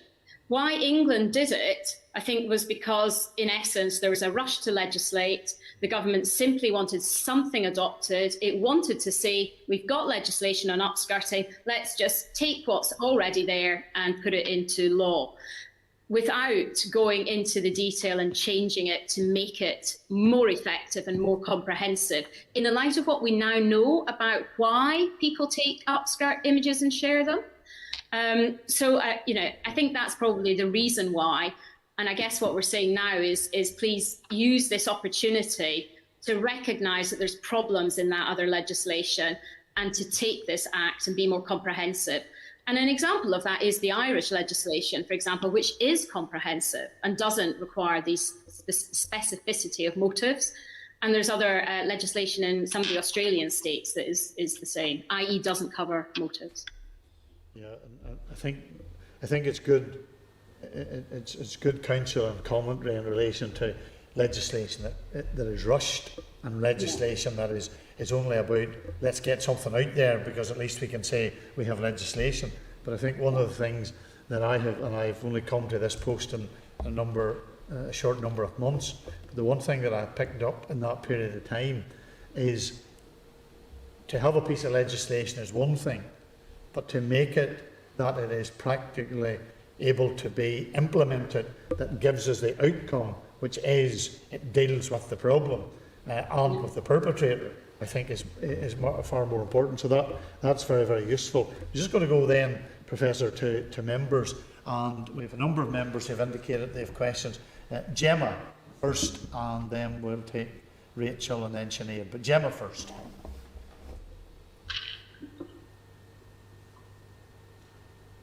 Gemma there. Thank you, Chair, and thanks, Claire. I'm going to keep my camera off because of the last time my questions broke up. So, Claire, thank you so much for that, and thank you so much for your briefing. It was very interesting. Just a point, the case that actually prompted this reform was the one that you mentioned in Enniskillen, and that's in my own constituency. And we just find it a bit bizarre that the proposed law right now would be unlikely to cover the same upskirting case. So it's a bit bizarre, and I think the department have a couple of questions to answer on that. But just one question I have, Claire, is can you talk a wee bit more about how the Canadian model of abusive trust laws are operating? You know, and does the non-prescriptive nature of the positions of trust provide any problems to the prosecutors? I'm afraid I don't have any up-to-date statistics or information on the number of their prosecutions and how effective they are. It's something I can go and find out and try and inform the committee, but I wouldn't want now to say off the top of my head about what their most recent practice is. Okay, no, that's fine. No, I just find it very interesting, and it would be something that we'd be interested in exploring more. So if you could get some of that information, it would be much appreciated. But apart from that, I have no other questions. You've covered them. You've covered all my questions. So thank you, Claire. Thank you. Thank you. Rachel? Thank you, Chair, and thank you, Claire, for your submission and for coming here today. So just want to pick up apart again on downblousing and clause 1. I'd raised at our second stage debate about concerns that images taken of women breastfeeding in public weren't covered, and I still don't think that they are. I'm wondering if this is something that you've looked at. I know that there was a campaign in England to get this into legislation, so I'm just wondering if you have any opinions on that. And the current clause 1 as it stands, whether or not, in your opinion, that is covered of women having photos taken of them for a laugh or any other reasons would be covered if they were breastfeeding in public. Yes, thank you for that point. You're right that it's being discussed and debated in England and Wales. There's a proposed provision before one of the current bills that's going through the English Parliament at the moment. On the current draft you have here in Northern Ireland, a woman simply breastfeeding her child probably would not be covered, because again it wouldn't be, if you like, a covert image. Unless there was some sort of circumstance that she was doing that meant that it was covertly taken. Simply taking a photo of a woman breastfeeding wouldn't be covered under these particular provisions. My own view is that there is a space for particular legislation that might just target the act of breastfeeding and say that that's a particular act that we are going to protect, that you cannot take a photograph of someone in those circumstances because of the nature of the act, and guaranteeing the privacy and wanting to encourage women to breastfeed. My concern, though, is if you use the voyeurism legislation here to cover the breastfeeding, you would effectively have to be saying that you'd then also be covering a woman sitting on a train with a low-cut top, or the image that's taken down, that from on high in the theatre, in the supermarket, whatever, and that would then give many problems to the law. So I think we should restrict the downblousing, but there is space or room for a specific provision maybe that covers just breastfeeding. Okay, thank you. That's very interesting in terms of the sort of the focus there about where it could go. In terms of the upskirting as well that you'd mentioned, and about the specific case that we're all aware of in Northern Ireland that this legislation is trying to deal with. And I agree with your comments on motives and what isn't covered and what gaps would remain if the bill was passed as is. But from sort of in your experience and what you've been looking at and researching, do you see any problems or issues in criminalising other motives, such as for a laugh, for male bonding, Is there anything that you'd mentioned New South Wales there? Has there been any problems in the law from your research? Certainly something that I would wish to kind of close that gap within that legislation, because I think not having those motives covered within this bill just blows open a defence that could just be for absolutely every single thing that we're trying to look at. Could just be, well, that was just for a laugh or for bonding or for whatever it is that the reasons given. Yes, you're right that if we don't cover those sorts of cases you've just talked about, it does mean the law will be very ineffective. And the other point to make is having those provisions around motives in similar sorts of legislation, like on distributing intimate images without consent. We know from the police themselves that it's those motive requirements that mean they're less likely to take the cases forward, because it's an additional hurdle that's very difficult to evidence and very difficult to prove. So it's one of the reasons why you have a high attrition level. But what the solution, if you like, is not to list more motivations. The solution is to focus just on consent. So in other words, the legislation would be, if you take an image up a woman's skirt without her consent, that is the offence. If you intentionally take that image without her consent or without a reasonable belief in her consent, that's the offence. And that then, you don't need to prove motives. And it's also important just to remind ourselves in practice that most criminal offences don't require motives. Most sexual offences don't require motives. So there's no reason why we're introducing motives in these offences that are particularly affecting women. So it's the focus on consent that's required, not, if you like, the listing then of more motives. Thank you. Really interesting pieces in your submission about deep fakes and fake porn and also cyber flashing. And is there, just on deep fakes and fake porn, could you elaborate on anywhere that the committee could look at as good practice? And in the previous bill that we'd looked at, we were modelling very much on Scotland and the Domestic Abuse Act, as it was the so-called gold standard in terms of criminalising coercive control. So it would just be interested to see if there is anything, anywhere that you could point to us to look at in terms of good practice on deepfakes. And in terms of just another issue we keep coming up across in Northern Ireland, we don't have powers in relation to telecommunications. Those are reserved matters, and that's obviously then Westminster. So do you think there would be any way of that being worked around within the bill? Would having say provisions in this bill to do with deep fakes, fake porn, cyber flashing, but without us having control over telecommunications primary legislation, do you think that would be a barrier, or is that something that we could look at? Okay, thank you for that. So on the criminal offence of distributing fake porn, so deep fakes. Scots legislation does cover that. The Irish provisions cover that, and again, many other countries.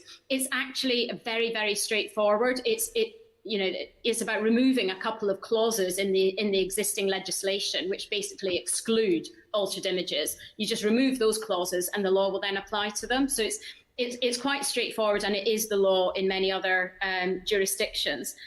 When you talk about the control over telecommunications, I guess what we need to think about is, if we were trying to control deepfake pornography, there's different ways of trying to do it. One way is to criminalise the person who's sharing the deepfakes, and I guess that's what we're talking about here.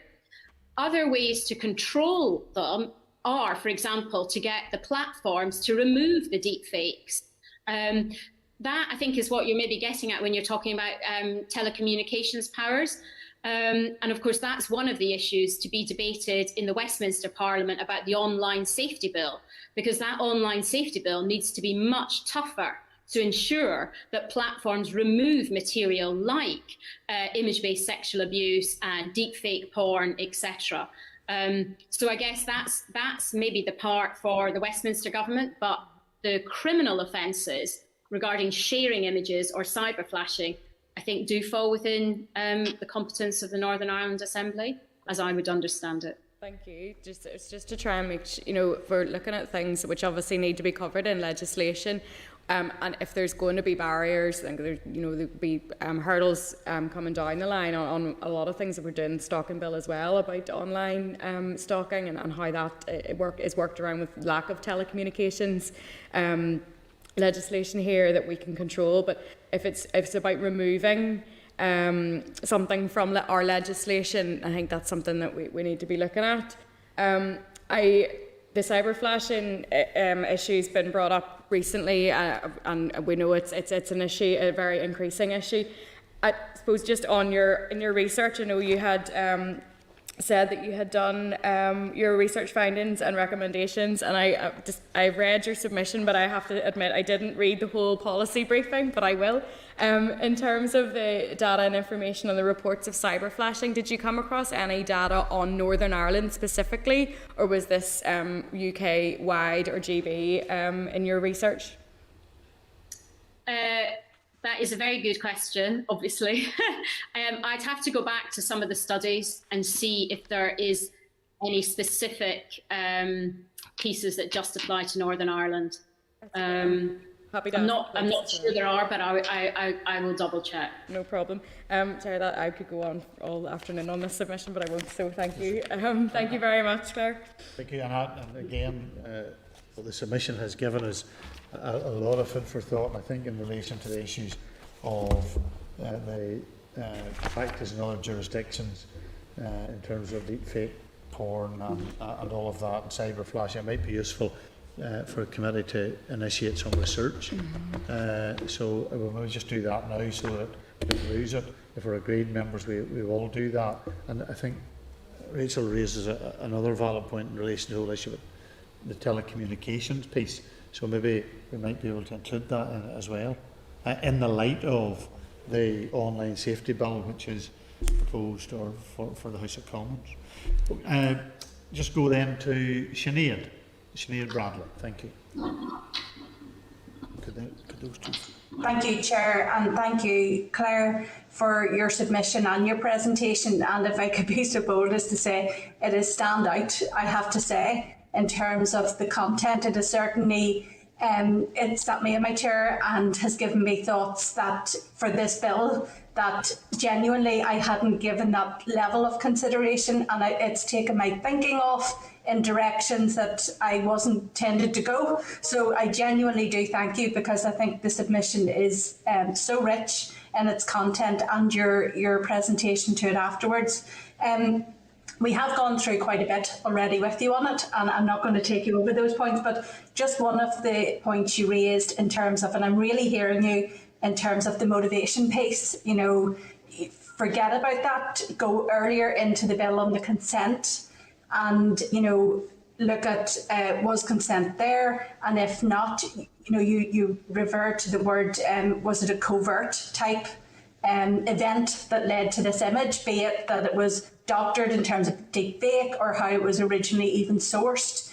And I just wonder, Clare, are you saying that the bill should just be absolutely silent on motivation, that if we have pinned down that earlier piece, we just don't need to visit that at all, rather than visit all those things that you rightly point out that we've missed in terms of distribution, financial gain, the whole network thing, and the speaking up to each other. So is it as clear as that, just that it should be silent?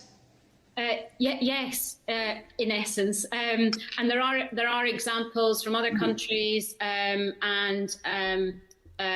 I've drafted some suggested text for a cyber flashing offence as well, which, like I say, is quite straightforward. So it is just, in essence, if you take an image without someone's consent, and and either you distribute it, etc., that's the offence. So there is the intention. You still have to prove the person intended to distribute that intimate image without your consent. So that's what you have to still prove, but you don't have to prove as well the particular motive. And that can be the case for the deep fakes, for distributing intimate images, and for the taking, like upskirting, downblousing, or the sending of images like cyber flashing. And yes, so it is quite straightforward. I could send some more examples of, say, the legislation in the specific other jurisdictions as to what that would look like, if that would be helpful. So you don't then list the motivations, you just focus on consent. Yeah, I would appreciate that, Chair, if that would be possible via the committee. I genuinely would. And in terms of then even the committee, is, you know, rightfully you've steered us off into some things we should be researching ourselves in terms of you know, trying to look at Northern Ireland and the powers that we have. But and I'm going to jump then because other colleagues have covered some of the content. One of the pieces you talk about then is the educational piece, I suppose, in terms of then all the agencies and all those who are engaged in you know, really dealing with victims, you know, be it during or after the offence has occurred. And I see that your research has led you into saying that the minority groups, particularly Black women, are particularly subjected to this. And I wondered, in terms of then are there any good examples of, you know, practice where thinking has become very refined in that, in terms of how you reach out to those minority groups and help them directly? So it's a very important point to highlight. What we know about online abuse and harassment particularly is that it does affect some groups more than others, and Black and minority ethnic women are particularly affected.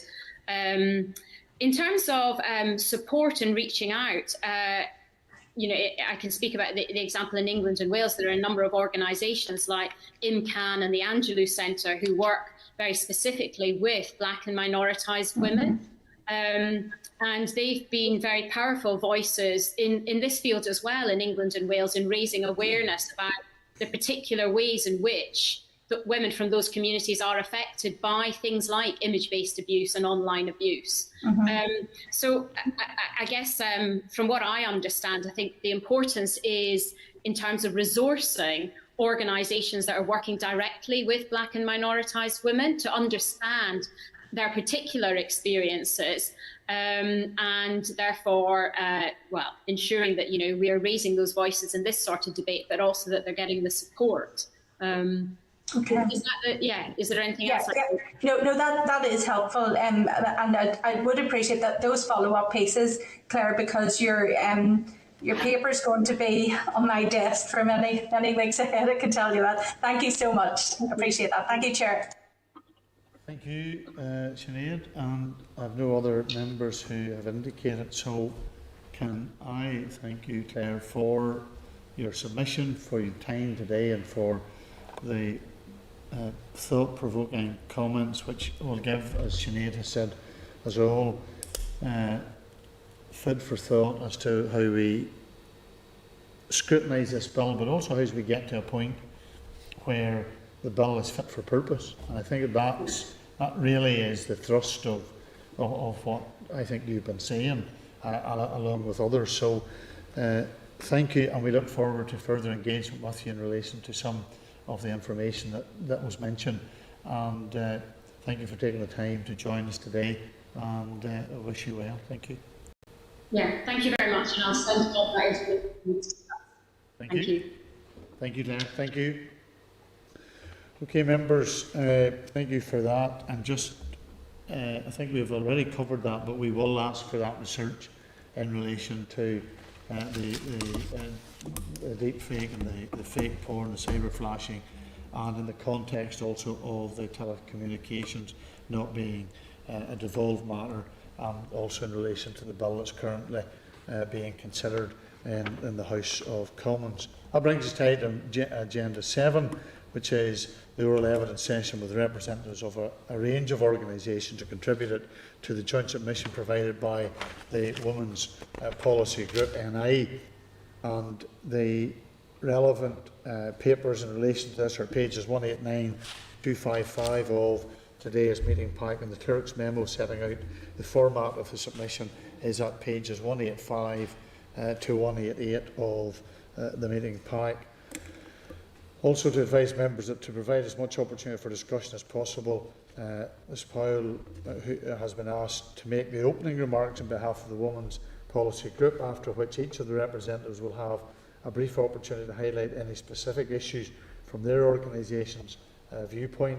There will then be an opportunity for questions and discussion, and when members are asking their questions, it would be helpful if they could indicate which organisation they wish to send or like to respond, and if it is a broader point, other representatives may also be invited to comment once the first organisation has been highlighted. So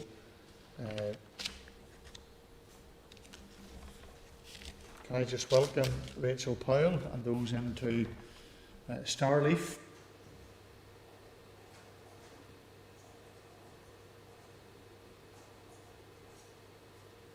Hello Rachel, and Elaine, and Kendall and Maxine. I think I'm getting them all bit by bit. Our technology, and Danielle, our technology sometimes can be a bit slow, as well as our politics on the Hill. So thank you for your patience. And I think that John Monaghan from NIWEP is unable to attend us, I think, this afternoon. Is that the case? Yes. Okay, Rachel, you're all very welcome. Thank you for taking the time. We'll just ask you then to make your submit our comments, and then if there are any other members who want to make a comment as well, and then members will have the opportunity to ask questions. Thank you very much. Thank you very much, Chair. Oh, there's a bit of an echo, I think. Yes, I think it's okay. Those who are online would mute. That might help, I think, in relation to yes. Thank you. Great, thank you. Yes, John Monaghan is. Sorry, there's still that echo.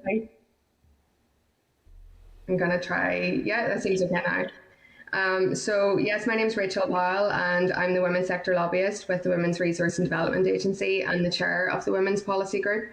Joanna Monaghan from NIWEP is unable to attend, so I'm going to include some of her remarks on international mechanisms in my overview. And also a note that Karen Sweeney should be on Starleaf as well on behalf of Rape Crisis Northern Ireland. So just to begin, the Women's Policy Group, it's a coalition of women policy experts across the women's sector and broader voluntary and community sector. We are a platform for women working in policy and advocacy roles in different organisations, and we share our work and speak on collective issues that impact women. So we made this joint submission to the Committee on the Justice Bill, which involved WRDA, Raise Your Voice, HERA NI, Cara Friend, Migrant Centre NI, Rape Crisis NI, ICTU, NIPSA and Women's Aid. But we also then used evidence from our Women's Policy Group Feminist Recovery Plan, which was developed by over 35 policy experts across 26 organisations. And we very much welcome the opportunity to make this joint presentation today, and in particular we welcome the news that the committee has agreed to arrange a separate oral evidence presentation for our colleagues Women's Aid. Because this is a bill addressing sexual exploitation and trafficking, which is one that disproportionately impacts women and girls, we very much advocate for organisations that support women and girls to be given meaningful opportunities to engage and share their expertise with the committee. Now that that is said, I just want to give a brief overview of our submission, and then we'll pass it over to each of my colleagues who will give some more detailed perspectives from their own organisations. So while we very much welcome this bill, in Northern Ireland we still have a very long way to go before women and girls are afforded the same protections as women across the rest of the UK and Ireland when it comes to addressing gender-based violence. We are calling on this committee to very firmly recognise the matters in the Justice Bill as gendered issues, and within our evidence submission we have highlighted a number of international human rights obligations that relate to this bill. Sexual offences and trafficking are gendered crimes. Worldwide, about 70% of trafficking victims are women, while girls are also more likely to be targeted for online exploitation and abuse. The UK has obligations in international law to recognise gender-based violence against women as a specific human rights issue, and as a state party to the Convention on the Elimination of All Forms of Discrimination Against Women, known as CEDAW, the UK is required to take action on domestic abuse and sexual abuse, which the Convention defines as a barrier to women and girls enjoying their full human rights. overall aim of CDOT is to strengthen gender equality, and the committee has highlighted the importance of action on all forms of gender-based violence in their concluding observations, and they have in particular highlighted their concerns about the lack of protections for women in Northern Ireland compared to the rest of the UK. The UK is also a member which integrates gender equality as one of its goals. Sorry, I think there's an echo again that someone's unmuted. But yes, sorry, the UK is also a member of the Council of Europe, which integrates gender equality as one of its policy goals. And the Council has adopted standards for gender equality, which sets out a list of measures to be taken across policy areas, including violence against women.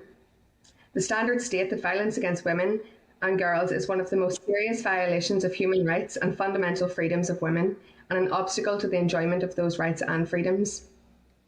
In 2011, the Council adopted the Istanbul Convention on preventing violence against women and girls and combating domestic violence, which sets out clear standards for states to be put in place. Compliance with requirements is essential to enable the states to ratify the convention, and the UK is yet to ratify this, and it is vital that this bill contributes to ensuring that the UK is able to comply and ratify the bill. This will also include developing a violence against women and girls strategy for Northern Ireland, which the Assembly did vote on, and we hope will include reference to this bill. It would be helpful for us to know what evidence and good practice from other jurisdictions is being used in preparation for this bill, and particularly I would like to note and endorse the submission from Professor McGlynn before us. But we would like to know what examples of relevant acts and framework, particularly elsewhere in Europe, and how we can build on those to make sure that we have proper legislation from the beginning in Northern Ireland that is up to date and effective as possible. Many of you will also be aware of our comprehensive Women's Policy Group Feminist Recovery Plan, and addressing violence against women and girls is a central aspect of that plan. We have gathered evidence and made recommendations in relation to violence towards women and girls, and I would like to highlight some of the testimonies that women gave us this year. We did research with over 200 women in relation to stalking, but other questions around how their life in Northern Ireland more generally and how they've been impacted by the pandemic, and some of these testimonies I would like to include on the record. So I'm now going to quote some of these anonymous submissions. We as a country indulge too much in lad culture, which I believe is deeply entrenched in rape culture. Too often we excuse the jokes of cis men rather than calling them out for what they are. Another woman, I'm constantly looking over my shoulder and feel I'm being watched. I'm scared to go anywhere not public. I am anxious, stressed and scared as I'm not sure what will happen next. Another woman, my employer geo-tracked my every move on my personal mobile for 407 days. He accessed my private social media messages, personal email accounts and photos stored in the cloud, and used the information to mock, torment and threaten me about my very personal and private things. One being emails he found about a mental health diagnosis, and another about nude photos that I'd sent to previous ex-boyfriends. The thought of my boss seeing intimate photos and possibly showing them to his fellow directors is absolutely horrifying. I resigned, yet he still shows up at my door unannounced and texts me. Another, saying that boys will be boys and that to stop sexual harassment, that women need to be taught to behave differently, not men, and that experiences including catcalling, uncomfortable compliments from men and strangers, and being concerned by and touched by men I don't know needs to change. And finally, we have very outdated views on progressive social issues in Northern Ireland. I have experienced harassment, catcalling, groping, unwanted attention, and unsolicited flashing pics. So I want to just very briefly touch on some of our comments and concerns on the clauses of the bill before handing over to my colleagues to go into more detail.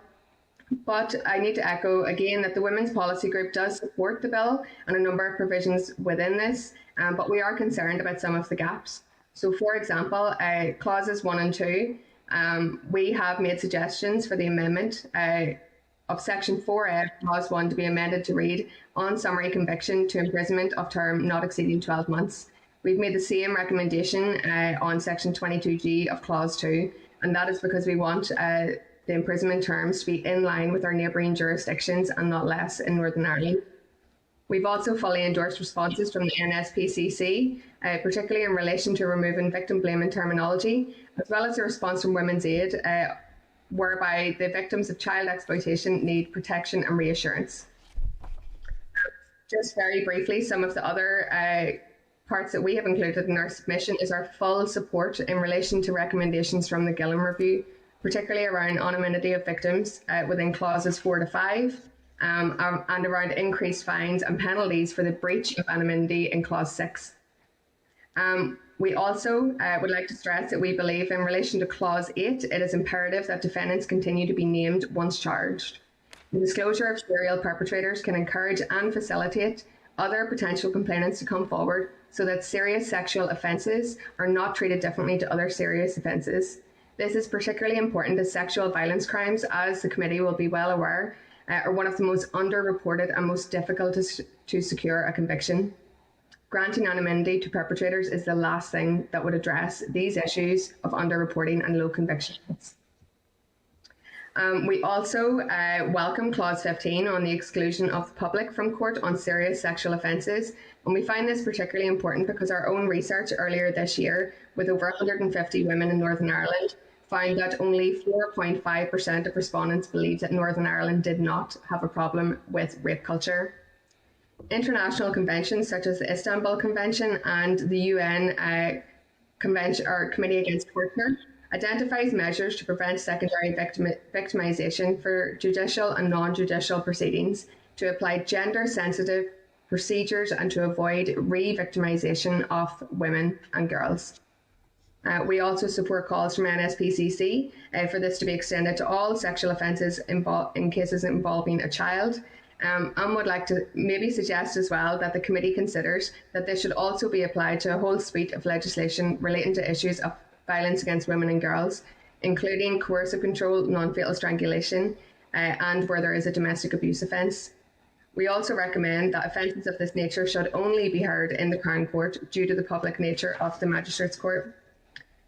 Just to conclude then, we also would like to endorse recommendations from Women's Aid in relation to increased support for victims of trafficking and enhancing legislative provisions to support victims, and believe that it is crucial that victims of trafficking are not criminalised for crimes that they are forced to do. We welcome clause 18 on the inclusion of sexual offences prevention orders, and clause 19 with the removal of the 6-month time limit on making a complaint about abuse. My colleagues now are then going to go into more detail on the proposed Department of Justice amendments to this bill on rough sex, revenge porn, and other areas around this bill. So I would like to hand it over to Elaine Crowry. Thank you. Thank you, Rachel, and good afternoon, committee members. Thank you for this opportunity to speak about these issues. I'm going to use my time to speak briefly about 2 issues of particular interest to my work on the Radio Voice project. This is a partnership project of the Women's Resource and Development Agency, the Women's Support Network, the Northern Ireland Rural Women's Network, Reclaim the Agenda, and it works to tackle sexual harassment and sexual violence in communities here in Northern Ireland. So one of these issues is the proposed banning of the so-called rough sex defence. Like many other people, we've watched a rise in these kinds of cases with horror. This issue needs to be addressed, and it needs to be addressed urgently and decisively. However, we've submitted arguments both in response to this call for evidence and to the separate consultation on this issue that took place last winter, that the proposed legislation is insufficient to solve the problem that we face. So this legislation proposes to formalise what is already case law since R versus Brown. But this formalisation will not actually prevent these cases arising. They are better understood as a claim that death resulted accidentally rather than death resulting consensually. The defence is not really an argument that the victim consented to their own death or to their own serious injury. It's rather that the defendant lacked the motivation or the mens rea, the guilty mind, for the charge of murder. Very rarely in these cases is there evidence of premeditation, and that would make it sufficient for a charge of murder. But if there's no evidence of premeditation, the prosecution service is generally obliged to charge a defendant with manslaughter. And then this has a knock-on effect on sentencing guidelines, which often results in bereaved families feeling like justice hasn't been done for their loved one. And we saw this very recently in the case of the death of Sophie Moss in England.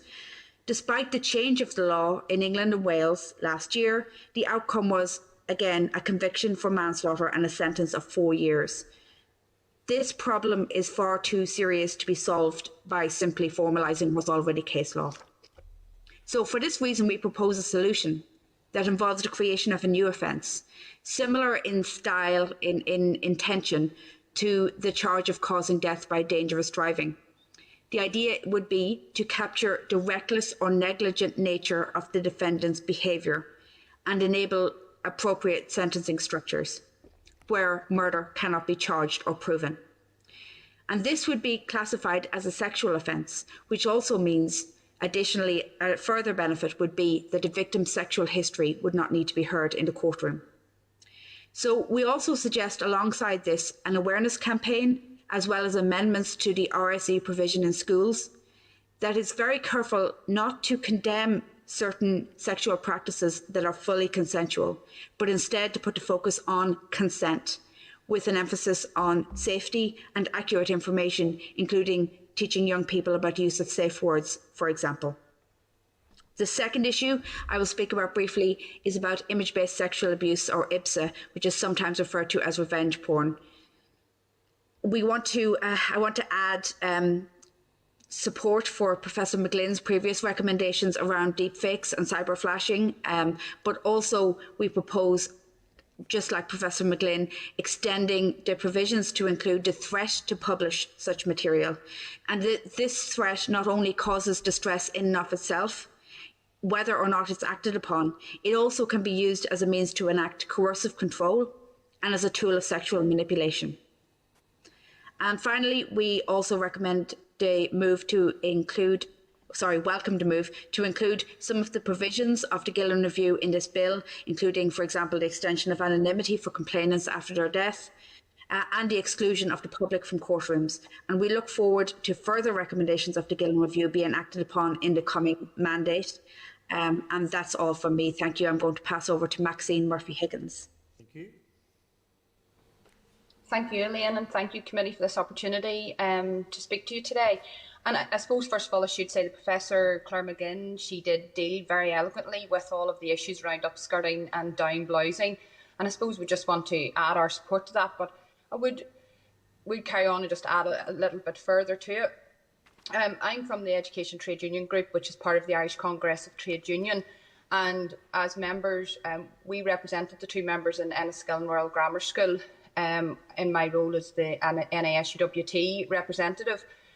And one of the key issues that we did delve into in the questions with Clare McGlynn was around motivation. And the difficulty is we start looking at the motivation. The case in Enniskillen would never have seen and been heard, because at one point the PPS did write to the victims of the upskirting, and again they said that there was insufficient evidence to establish a sexual motive. And the only person they asked about that motive was actually the perpetrator. And they simply said it wasn't for sexual gratification. So therefore that has to be an issue. So in relation to the legislation, the law needs to ensure that everyone is entitled to a reasonable expectation of the privacy of their own bodies. It must cover all circumstances where taking of images is non-consensual. The current legislation as it sits, although we welcome it very much, is flawed as it currently is drafted, and would still be the case that intentional upskirting without consent would not be a crime in itself, but dependent on proving that the individual carrying out the act was acting for the purposes of obtaining sexual gratification or humiliating, alarming or distressing the individual. The proposed legislation still sends out a message that it's okay to use a woman's body to do with it what you want, and you can do it without the consent. We must not limit this legislation, and the bill does need to be amended to remove the clause that requires the person acted for the purposes of obtaining sexual gratification or humiliating, alarming or distressing the individual, and replaces it with a form of words that the conviction rests on the intent to record, distribute and whether consent was given for the image or the video to be taken. And as I said, I think we do need to focus on the intention, not the motivation. That's all I have to say for now. Thank you. So next up we have Danielle Roberts.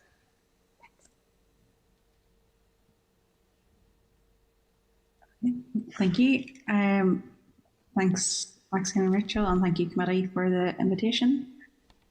I'm Danielle Roberts. I'm the Senior Policy and Development Officer at Here NI, which is a charity based in Belfast that aims to advocate for and support lesbian and bisexual women and their families, and to improve the lives of lesbian and bisexual women across Northern Ireland. Jointly with Cara Friend, we run the Gendered Violence Project, which is aimed at LGBTQ+ women and girls who are at risk of or who have experienced domestic and sexual violence or abuse. And we also deliver training to professionals who work with women and girls. Often the LGBTQ+ community are a hidden population in domestic abuse and sexual violence data. We recommend that all Section 75 groups should be monitored, inclusive of sexual orientation and gender identity, when reports are made and when support services are accessed. If monitoring sexual orientation and gender identity is standard procedure, this will remove the onus on the individual to come out in an environment they're not sure will be welcoming. We also recommend mandatory training on best practice for all levels of the criminal justice system, such as using gender-neutral pronouns and sexual orientation awareness. We welcome provisions to create the new offences of upskirting and downblousing. However, we don't believe that summary conviction is appropriate, as it falls behind sentencing guidelines for the same crimes in Great Britain. We share the concern around stipulating the perpetrators in that. There's an echo for me, but hopefully you can still hear me. The language stipulating the intent of perpetrators has proven problematic elsewhere, as has been discussed previously. We would also highlight that forcing an individual to expose or taking pictures of scars and targeting or emotional abuse towards parts of the body that the person may be ashamed of or detached from are all methods of domestic abuse, which are often used towards people from the trans community with an implicit or explicit threat to disclose someone's gender identity. This isn't an issue just for the trans community. It can also impact on people who have had a mastectomy or those who are intersex. So we just caution that the wording of the bill isn't too restrictive.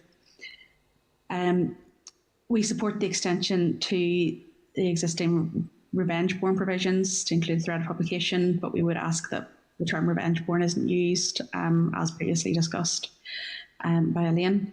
And I would highlight that research in America has demonstrated that LGBTQ+ people are more than 4 times more likely to be victims of image-based sexual abuse than heterosexual people, with 17% of those surveyed reporting either having an image shared without their consent or having someone threaten to share an image. It's well documented that women in particular are the demographic most vulnerable to rape, sexual assault, domestic violence and stalking, so it's likely there will be a high incidence of related crimes experienced by bisexual women in particular. So this bill very much is an LGBTQ+ issue.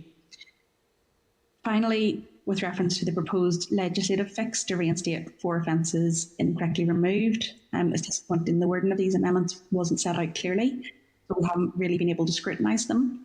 But a general comment would be that any summary prosecutions of these offences must at least match neighbouring jurisdictions to ensure these crimes are taken as seriously in Northern Ireland as they are elsewhere. That's the end of my remarks. So now I will pass on to Kendall, and thanks for listening. Thanks so much, Danielle. Hopefully you can all hear me. I want to thank the committee, of course, for your invitation to the Women's Policy Group. My name is Kendall Bousquet, and I'm the Advocacy Officer at Migrant Centre NI, an organization that provides support, advice, and advocacy services to migrant and ethnic minority communities in Northern Ireland. I'm hoping to talk a little bit to reiterate and supplement some of the information on ethnic minority communities stated in the McGlynn review, in which Sir John Gillen said that if the law and procedures in serious sexual offences in Northern Ireland are going to be fairly applied to all victims, particular consideration must be given to those in marginalised communities, including those from migrant and ethnic minority backgrounds. This is of particular importance, especially considering the barriers to reporting for victims from these backgrounds. These are numerous and include a lack of knowledge of the criminal justice system, support services, English language barriers, lack of local support networks, mistrust of the police, and fear of penalties because of their immigration status if they come forward. This is just to name a few.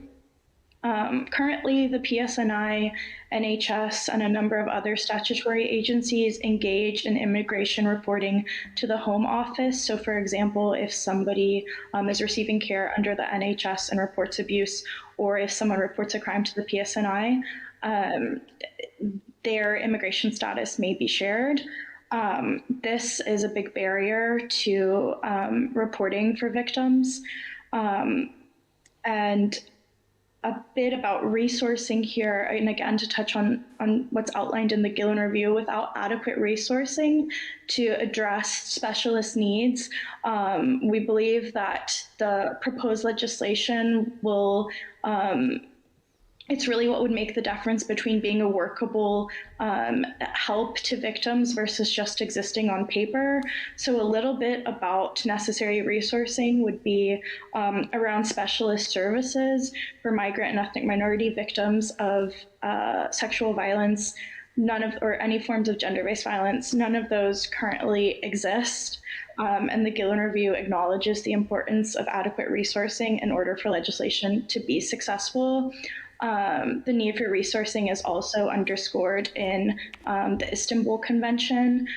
We currently have a very successful model of victim advocacy and support services for victims of hate crime, and believe that something could be duplicated for victims of gender-based violence to provide specialist support for marginalized communities.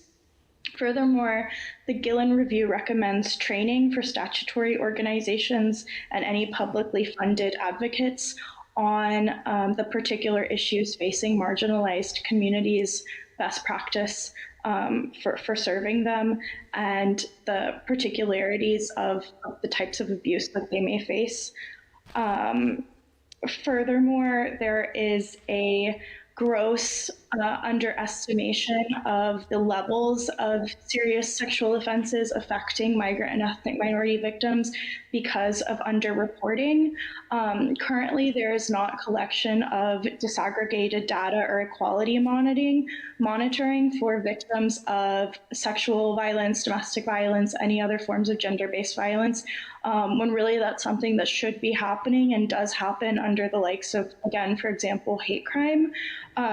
So the collection of disaggregated data in these instances would allow us to get a clearer scope of the problem, but also see where outreach is needed and with which communities.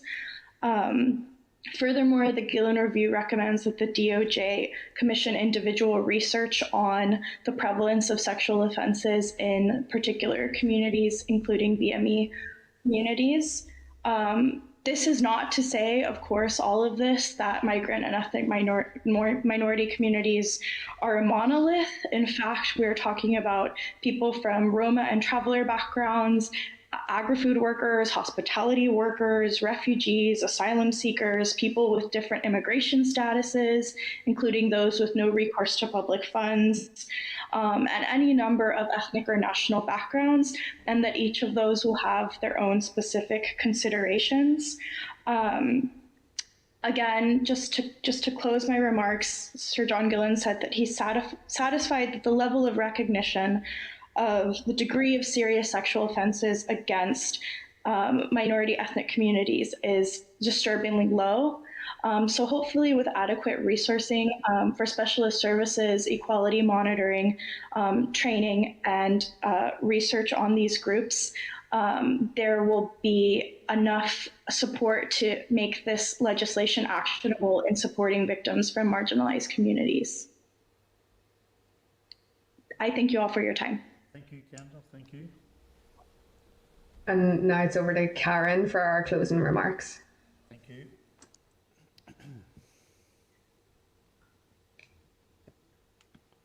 Good afternoon. Oh, it's very echoey as well, sorry. Good afternoon, committee members, and thank you for this opportunity. Coming last, I think I don't want to be repeating, but may touch on a few things that everybody else has said. But I think just had initially wanted to say thank you for the decision by the committee. Again, as Rachel had said, for now going to hear the oral submission from Women's Aid. But I'd also like to say that we fully endorse and support all the submissions that have also been made from our stakeholders and colleagues in the women's sector. Today, I'm representing the Women's Support Network, a Northern Ireland network, the organisation that has supported the establishment of the Rape Crisis Service for Northern Ireland. This is a service providing emotional, trauma-informed support for those impacted by serious sexual assault and rape in adulthood. Sorry. For the past 20 months, the Rape Crisis Service for Northern Ireland has been providing one-to-one support for survivors of rape and sexual assault, as well as also information, signposting and support for other individuals and families of those impacted. We welcome measures to include, as previously mentioned, the upskirting downbrowsing within this bill, but we also question a number of things which is previously mentioned, and that the legislation is limited and does not include such things as pranks and dares or those just having a laugh or boys being boys. When we know that this is doing a disservice to victims. We also question, as previously mentioned, why, and has been questioned by the committee, why in Northern Ireland victims are being thought less of. Why is there a 6-month sentence and not 12 months as in other jurisdictions? Why are we different? Also, just, and it has been touched on before, in light of the publicity around a number of high-profile or explicitly reported rape cases, including those on social media, we welcome the inclusion of the clauses of anonymity following on from the McGlynn review. And it's hoped that this will substantially increase the number of those prepared to not only report but to pursue their cases through the courts. Unfortunately, only in the last week we've seen our abysmal statistics from the PPS for those that have been convicted of not only sexual offences but in particular rape offences. Anonymity and exclusion of the public should definitely increase these numbers going forward. However, as previously again mentioned, we would reiterate that the evidence given by Professor Clare McGlynn and my other colleagues through both oral and written, that we don't really want to see an increase in reporting, or we don't want to see more cases going through the courts. What we need to see is education around rape myths, and in particular around consent for everyone in society. And this can start specifically with the inclusion of compulsory standardised age-appropriate relationship and sexuality education for all. We support the evidence given by my colleague Elaine that the proposed legislation is insufficient and needs strengthened to ensure charges of murder as opposed to manslaughter in the so-called rough sex, and support the provision of new sexual offence. We also support including the threat of publishing images, as previously mentioned in great detail by previous speakers, and the recommendations made by Danielle on behalf of Hira and I and Cara Friend for lesbian bi women, and not to mention, as eloquently put by Kendall, the support that's needed for minority, migrant and ethnic women. And just to sum up finally, we welcome the progress that's being made in relation to issues, not only domestic abuse legislation, protection orders and notices, tackling the so-called rough sex, recognising misogyny as a hate crime, and implementing standardised sexual relationship education in the curriculum, and now the violence against women and girls strategy. We have come some way, but we do believe there's a long way to go yet. Thank you very much, committee. Thank you very much to all the contributors in relation to this session this afternoon. And Rachel, just one question, then I'm going to go to members. And I would take that the answer to this is in the affirmative, given some of the comments that have been made, but just for clarity, you'll have heard in the previous submission by Professor McGlynn, there was reference made to the gap in relation to, or sorry, it was the South Eastern Area Domestic and Sexual Violence Partnership. That there's the gaps in relation to the child abduction warning notices. Would you concur that that is a gap and that's something that needs to be addressed? Yeah, we very much within our response have firmly endorsed the submissions by our children's sector colleagues in calling out different gaps and loopholes, particularly through the NSPCC Close the Loophole campaign. So the specifics on abduction is not an area that we would work on, but very much would look at the expertise of the children's sector and support the recommendations they've been making. Okay, thank you. I'm going to go to members, and we have Peter Weir, first of all. Peter. And thank all those who've made the submission. I just want to pick up perhaps on two of the points. I mean, there's a range of issues I'm sure there's broadly speaking common ground on. I'm not suggesting there isn't on a couple of points I'm going to raise, but no point probably in reiterating. We're just simply going to be agreeing with each other on a range of things. Pick up just 2 points. Rachel, first of all, you'd mentioned, I think, in your submission, and obviously the importance of, in terms of the getting rid of the rough sex defence so that we have convictions for murder rather than, if you like, prosecutors trying to fall back on manslaughter. But you'd mentioned that the potential creation of a new offence in relation to this. I suppose just 2 points in connection with that. Is there any other jurisdiction that you can point to where something of that nature has been brought in, so there's a sort of potential model for that? And secondly, I suppose with regard to if indeed there is a further offence brought in, does that risk a situation in which prosecutors seek to use that as the route rather than, for instance, pushing directly for a murder conviction? That's the first area I want to touch on. Then I have a question for Elaine after that. Yes, so I'm actually going to defer to Elaine as the expert on this. Okay. So it's Elaine, use your voice, would have made that content in our submission. So over to you, Elaine. Yeah, so thank you. Regarding other jurisdictions, there's nowhere that has something as explicit as this in it. But a lot of other jurisdictions internationally, the United States, for example, have within their powers different degrees of murder. So they have first, second and third degree murder, with those degrees intended to capture the culpability of the defendant in each of those cases. So that third degree murder comes out something similar to our manslaughter, and then first degree murder comes out something similar to our charge of murder. What we don't have is something parallel to that sort of second degree murder, where the defendant will still be able to argue, I did not intend to kill this person. Yes, I intended to, for example, put my hands around her throat. I did not intend to kill them.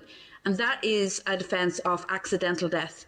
And the way it is at the moment, prosecutors are obliged, unless they have extra evidence proving that there was some intention to kill, they can't charge the person with first degree, with murder, which is the only thing that we have available to them. So they end up going for manslaughter routinely, and in the overwhelming majority of these cases, they are prosecuted as manslaughter cases.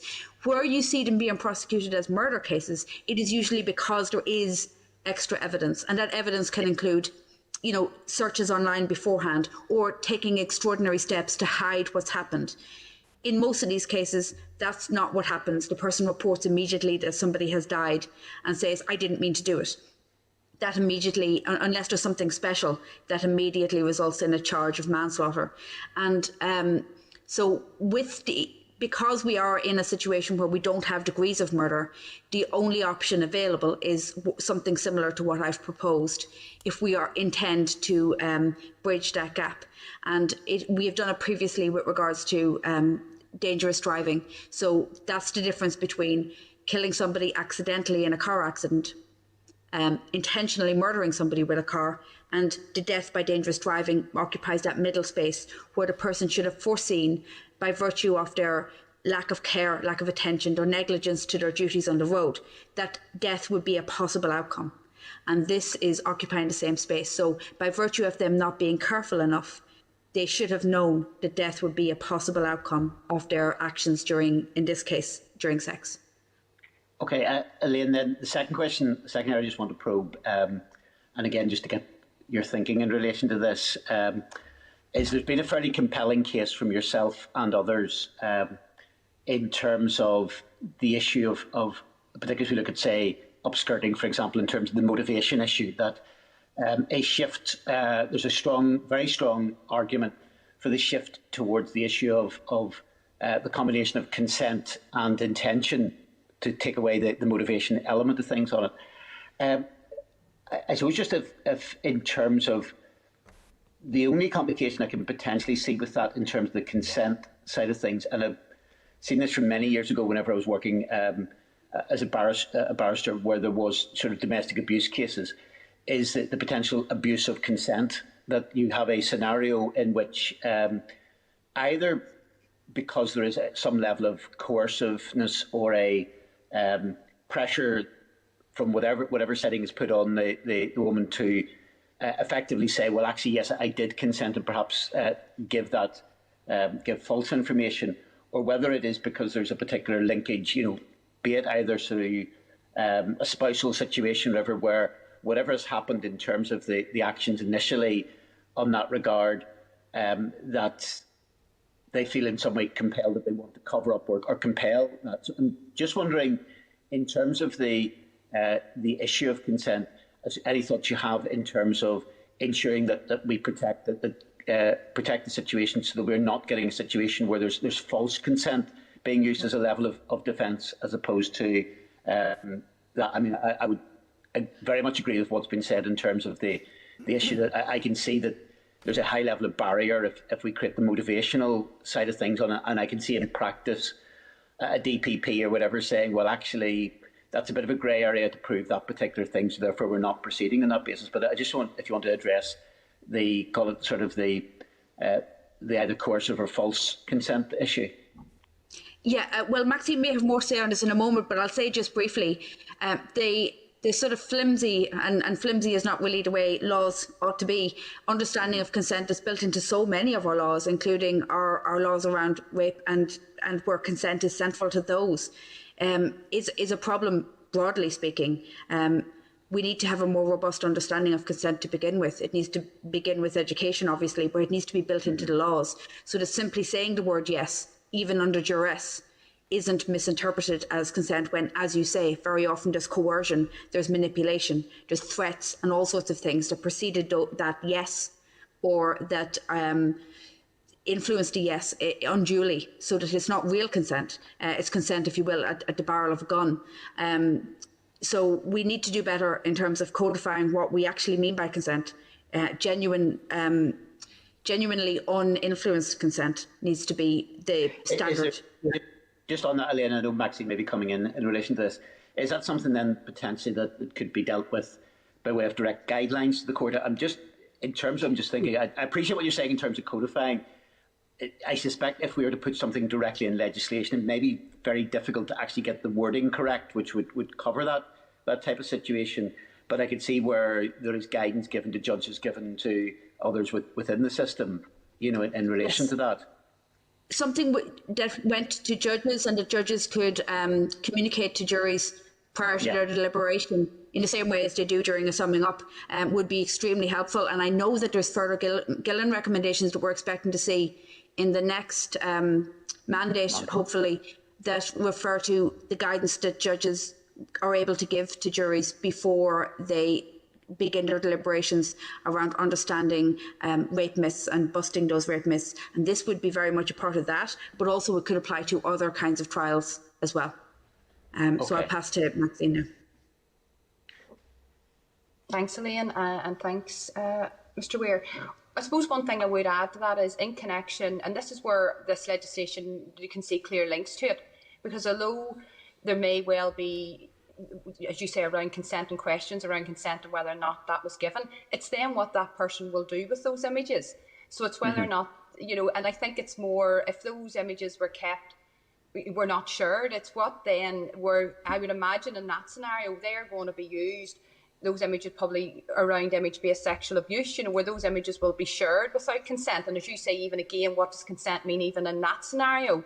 And whether the person is given the threat because they're in that sort of threatening position or threatened position, where they're in a coercive relationship.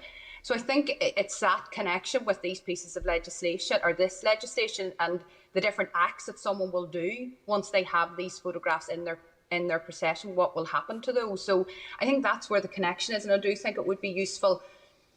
It's that definition of when I have given consent, and also what have I given consent for? What are you then going to use those images for, and what type of relationship am I in? It's very complex, and we understand that. But ultimately, this legislation, what we're looking for, we need some stepping stone to start to send out the message that these things are wrong, and that we need the legislation in place so that people are not continuing to be abused in the way that they are, and ultimately without any recourse to the legislation as we know at the moment.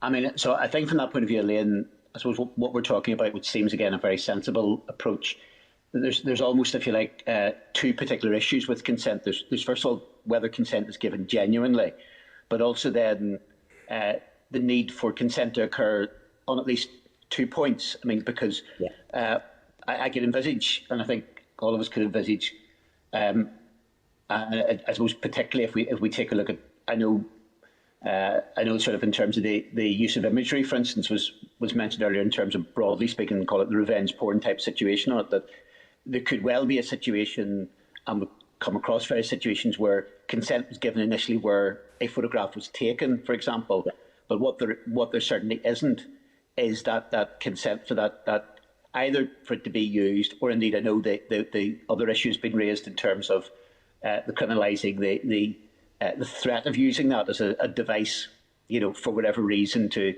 gain from the victim in that regard. Yeah, absolutely. And that's a key part that a lot of people colloquially, like we do educational workshops with the community, and people are telling us that they understand the first part. They understand the consent to, you know, if I take a photo, if I send it to somebody, versus what happens next. And there's very little understanding, and that's where the law actually currently does exist with regards to sharing that image on. And particularly if sharing that image on and the original image is of a person who's under the age of 18.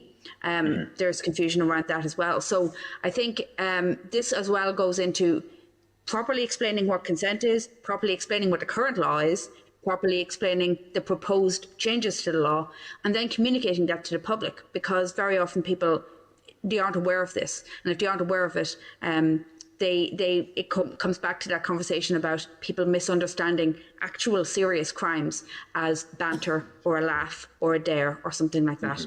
So there's a need for joined up thinking there in terms of how, when we bring in new laws to try and keep up with technology, which is constantly evolving, how do we communicate that to the people most likely to be using that technology, overwhelmingly young people? And how do we... Yeah. And I suppose allied to that as well is, which is very difficult in any set of circumstances, how we actually, in terms of future-proof the law, because as you say, particularly as regards to technology, you know, where we are today is a very different position to where we were 10 years ago, and I suspect 5 years down the line we may be in a different situation again, sort of with in relation to that. But look, thank you for that. Thank you, Chair. Thank you, Peter. Sinead. Thank you, Chair, and thank you to all the submissions and contributions made today. And if I could just say at the outset that I have found it very helpful in you delivering in a group, because it has reinforced. You've reinforced each other and each other's submissions, and it's been easier, I suppose, in that sense, to find where there is common considered ground in terms of places to move, and that is very much in support of women. And I find that question from Peter very helpful, and the answers that were provided to it, and it was an area that I was going down to, because this proposal is quite significant in terms of an amendment from moving from motivation to looking at the consent piece, and I think that is pivotal in terms of a lot of your submissions, and it was, as I say, reinforcing to hear you're in agreement to it. And, I've heard all of the, there's so many things, and I'll not go over them all because that common ground's there, and we've, been ticking them off as we're going through them, and it's certainly, those things are worth visiting again for us as a committee. But there was one thing, just while I do have it in this, the submission, there was one reference made, and apologies because my link wouldn't click me out to follow it up further, and it was just, and it's the importance of wording in the legislation, and I think it was referencing that there was a case being dismissed because it had used the word underwear, and the case was about a bikini, and I just wondered, it's little things like that, that we then don't actually move on to putting into making an amendment based on it if it was required. And I wondered, could anybody maybe give me a follow-up on that case, or just, what maybe a way around it, so we don't trip ourselves up on something quite technically minor, but we could have just overcome that. Thank you.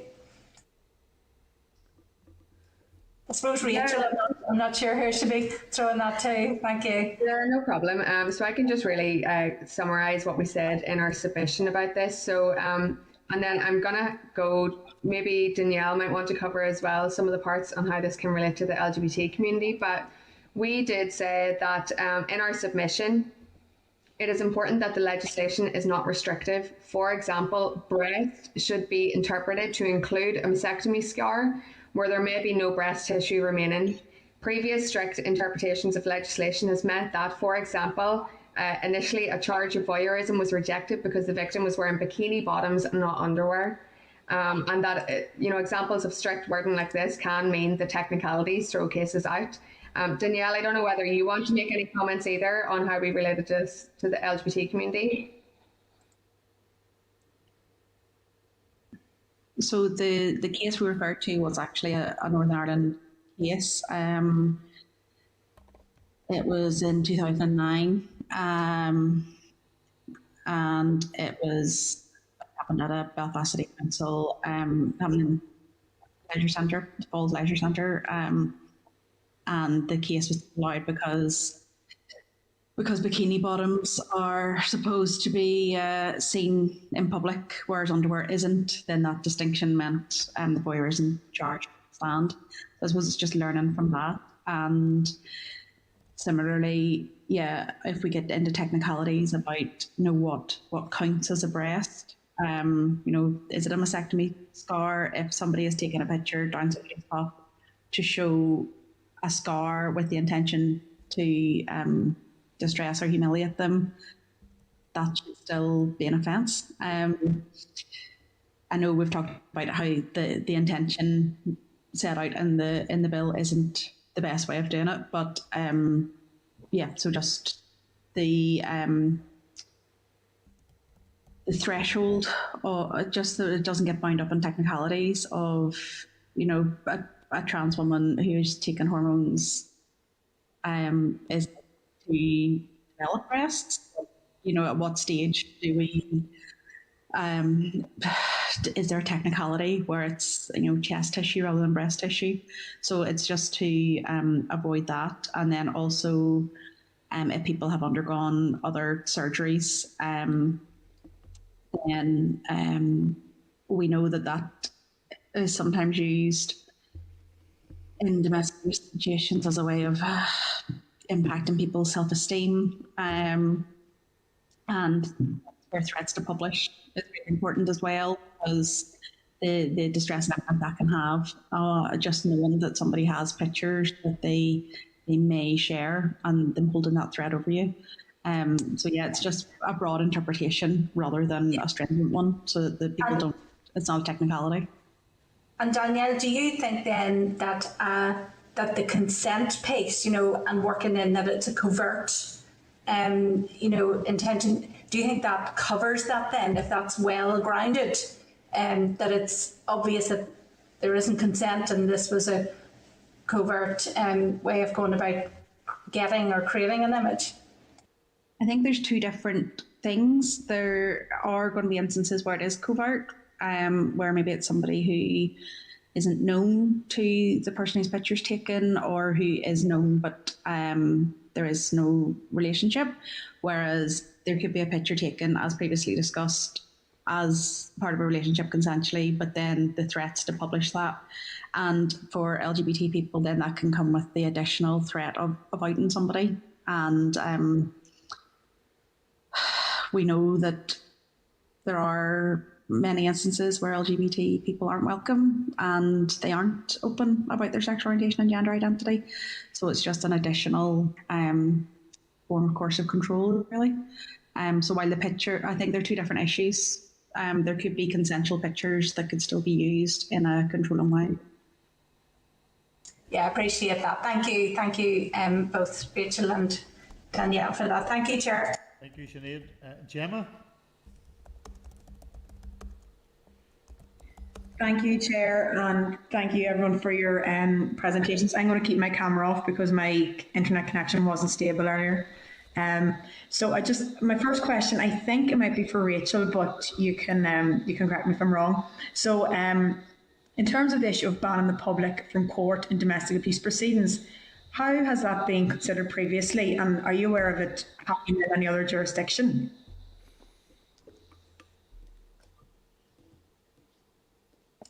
Yeah, so basically when we were making our response to this in terms of the clause by clause comments, we were looking at recommendations from the Gillam review and how these recommendations were founded on the basis of trying to overcome issues of underreporting and low conviction rates. So the whole, I believe it's all of part 1 or part 2, let me just double check. Part 2, chapter 2 around animated privacy, what relates to, oh sorry, there's an echo. But this is a section that relates to anonymity of victims, but crucially we've been trying to highlight the difference then that does not mean that serial perpetrators, for example, should be granted anonymity once they have been charged.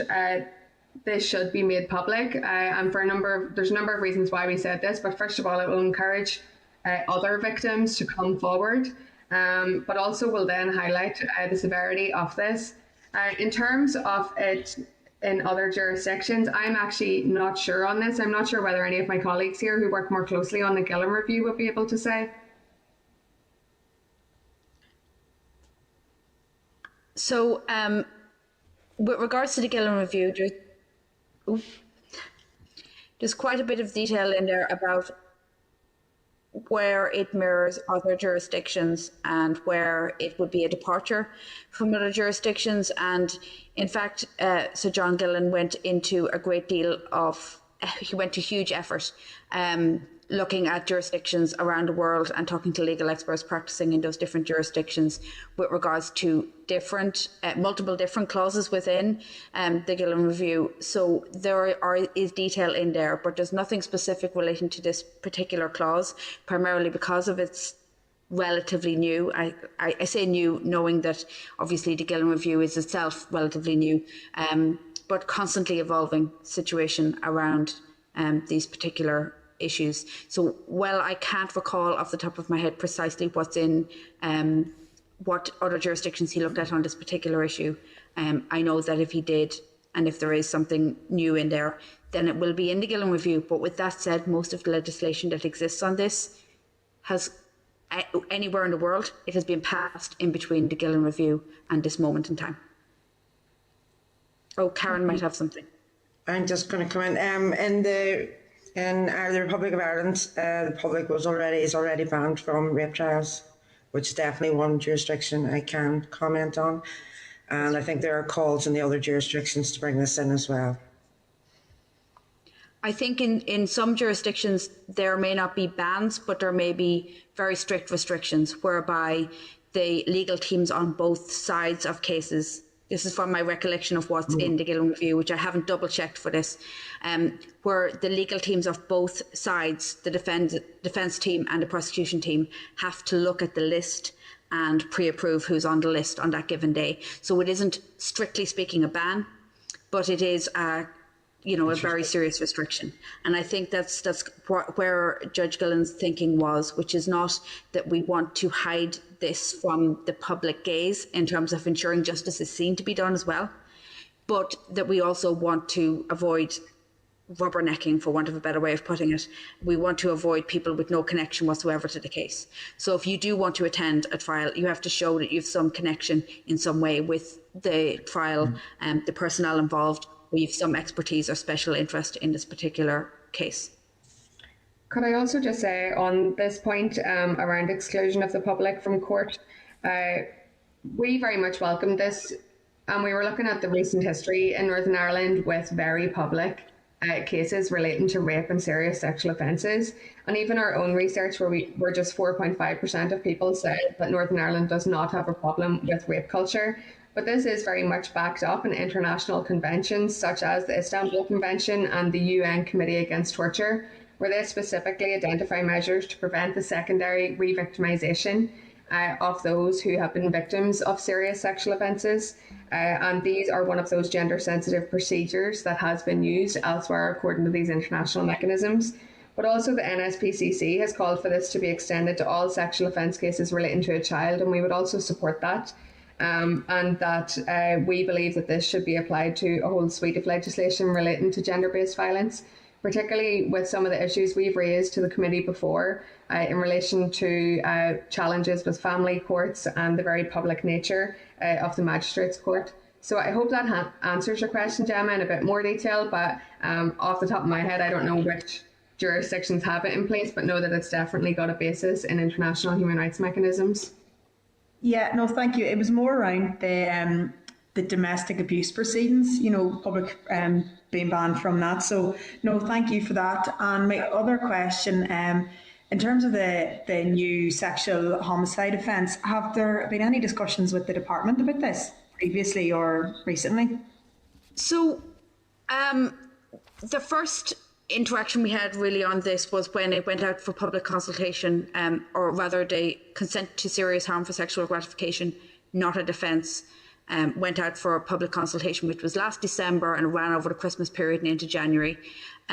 We responded to that consultation as an individual organisation, but also collectively as the Women's Policy Group with a number of the organisations that are here in this on this call, and some who aren't. And that was really the first explicit interaction we had. Now, we did get a response that went out to the public, a public document from the DOJ responding to the various responses that they were sent, if this is making sense. Sorry, I'm using the word response too many times. It outlined their intention for the way forward, which included including this provision as part of this greater justice bill that we're now discussing today. And within that, they acknowledged that there had been this suggestion had been made by a number of different organisations, but that Department of Justice didn't think that was the right route to follow. And that's really all we've got. There hasn't been a sort of a listing of justifications as to why it isn't the right way to do it, or why the current approach is better. I haven't seen a justification for it, except that there's certainly a public movement behind taking the approach that has been taken by Department of Justice here. There is also precedent from England and Wales. They've only just done exactly this thing last year. And I can see the direction of travel in which the Department of Justice are going. I just think it's a mistake for them not to have engaged more carefully on this issue, because I do think it might be a genuine answer to a really serious and potentially very growing problem. Yes, definitely, Elaine. I agree. It is unfortunately a growing problem. But no, that's all my questions. But I just want to place on record, I think we have a unique opportunity here to be tackling the interrelated offences such as image-based sexual abuse, upskirting and down blousing. So I think it's important that we all make these as strong as possible. So I want to thank you again for your presentations and your briefing papers. And Chair, that's all my questions. Thank you. Thank you, Gemma. Rachel. Thank you, Chair, and thank you all for your presentation and your very detailed submissions. A lot of my questions have already been asked, so I'll not go over them again, but I do want to just pick apart a wee bit more about the data collection and monitoring, Section 75. I know I've had conversations with most of you about this, especially Kendall. We talked about this a lot last year in the Domestic Abuse Bill. So I just want to tease apart, just from your experiences at the Migrant Centre and on your your position on this. Do you think this is something that we need to be looking at through this Justice Bill? I know we've talked about this on Stalking, but is there anywhere else in this bill that you see that we could strengthen the law to offer support and protection to migrant and ethnic minority women? I know we've said about the data collection and discussed resourcing, but is there anything else that you think we need to be looking at? Yeah, thank you so much for that question. Just to reiterate, I think that there is room for kind of increased specialist service provision. There's a real lack of it currently in Northern Ireland, whereas in England, Scotland, and Wales, you would have, let's say, mainstream organizations that would do, really, really great work, the way that the likes of Women's Aid or Nexus here would do. But there are also organizations that specifically support migrant and ethnic minority victims of gender-based violence. Nothing comparable to that really exists in Northern Ireland at the minute. I know that there's some trial programming in Women's Aid now, luckily, to support women with no recourse to public funds. They could probably speak to that a bit better. But that's why I brought up the example of the current model that we have for the hate crime victim advocacy and support, where in the kind of absence of specialist gender-based violence specific organizations, that there could be at least specialist advocacy services that support victims from marginalized and minority backgrounds. This is really crucial because, as we see with our victims that we would support through our hate crime advocacy, the barriers are really tremendous to supporting and to reporting, but then also to accessing the services that people need when they are victims of a crime. So the barriers would include, the obvious one of not having, the English language skills to do that. There's a great, significant levels of fear and mistrust in some communities of reporting, that it means that they could get that there would be consequences even to the victims for reporting, and having advocates and liaisons are really helpful in giving people the confidence to report. But then also there are a myriad of needs that accompany people when they have been victims of serious crimes. That includes accessing secure and safe housing and accommodation, especially in instances of gender-based violence, where financial kind of independence is such an indicator of whether people are able to escape abusive situations. Making sure that people's benefits and financial health and well-being is in order, access to both health services, both physical health and mental health, and the list just goes on. So rather than referring people to a bunch of different services where they get bounced around, there might not be adequate interpreter provision. They're told, can you bring a friend to interpret for you? Having a multilingual victim advocate or at an organization with built-in, budgeted, accounted for interpreter provision means that a victim is supported in their journey, because it obviously doesn't just stop with reporting to the police, if that's what they even choose to do. Thank you, Kendall. No, absolutely. Thank you for outlining the importance of that. And I think as a committee, you're looking at this as sexual offences and also trafficking. We heard last week a lot about support from various different departments, and I think this is something that we do need to pick apart, and we tried last year, but we can certainly try again. Elaine, I just want to ask you about the rough sex defence, and I know that we'd raise this at second stage, about the proposal, and I know that you've worked on this for a while. We obviously as a committee haven't seen the department's proposed amendment. Have you been involved with any discussions with the department on the rough sex offence? No, there haven't really been any discussions. We have had meetings of the broader women's policy group in which it has been raised, but it hasn't really been commented on in any meaningful way. So we haven't seen the wording of the proposed amendment. We simply know that it's the intention to bring it, same as yourselves.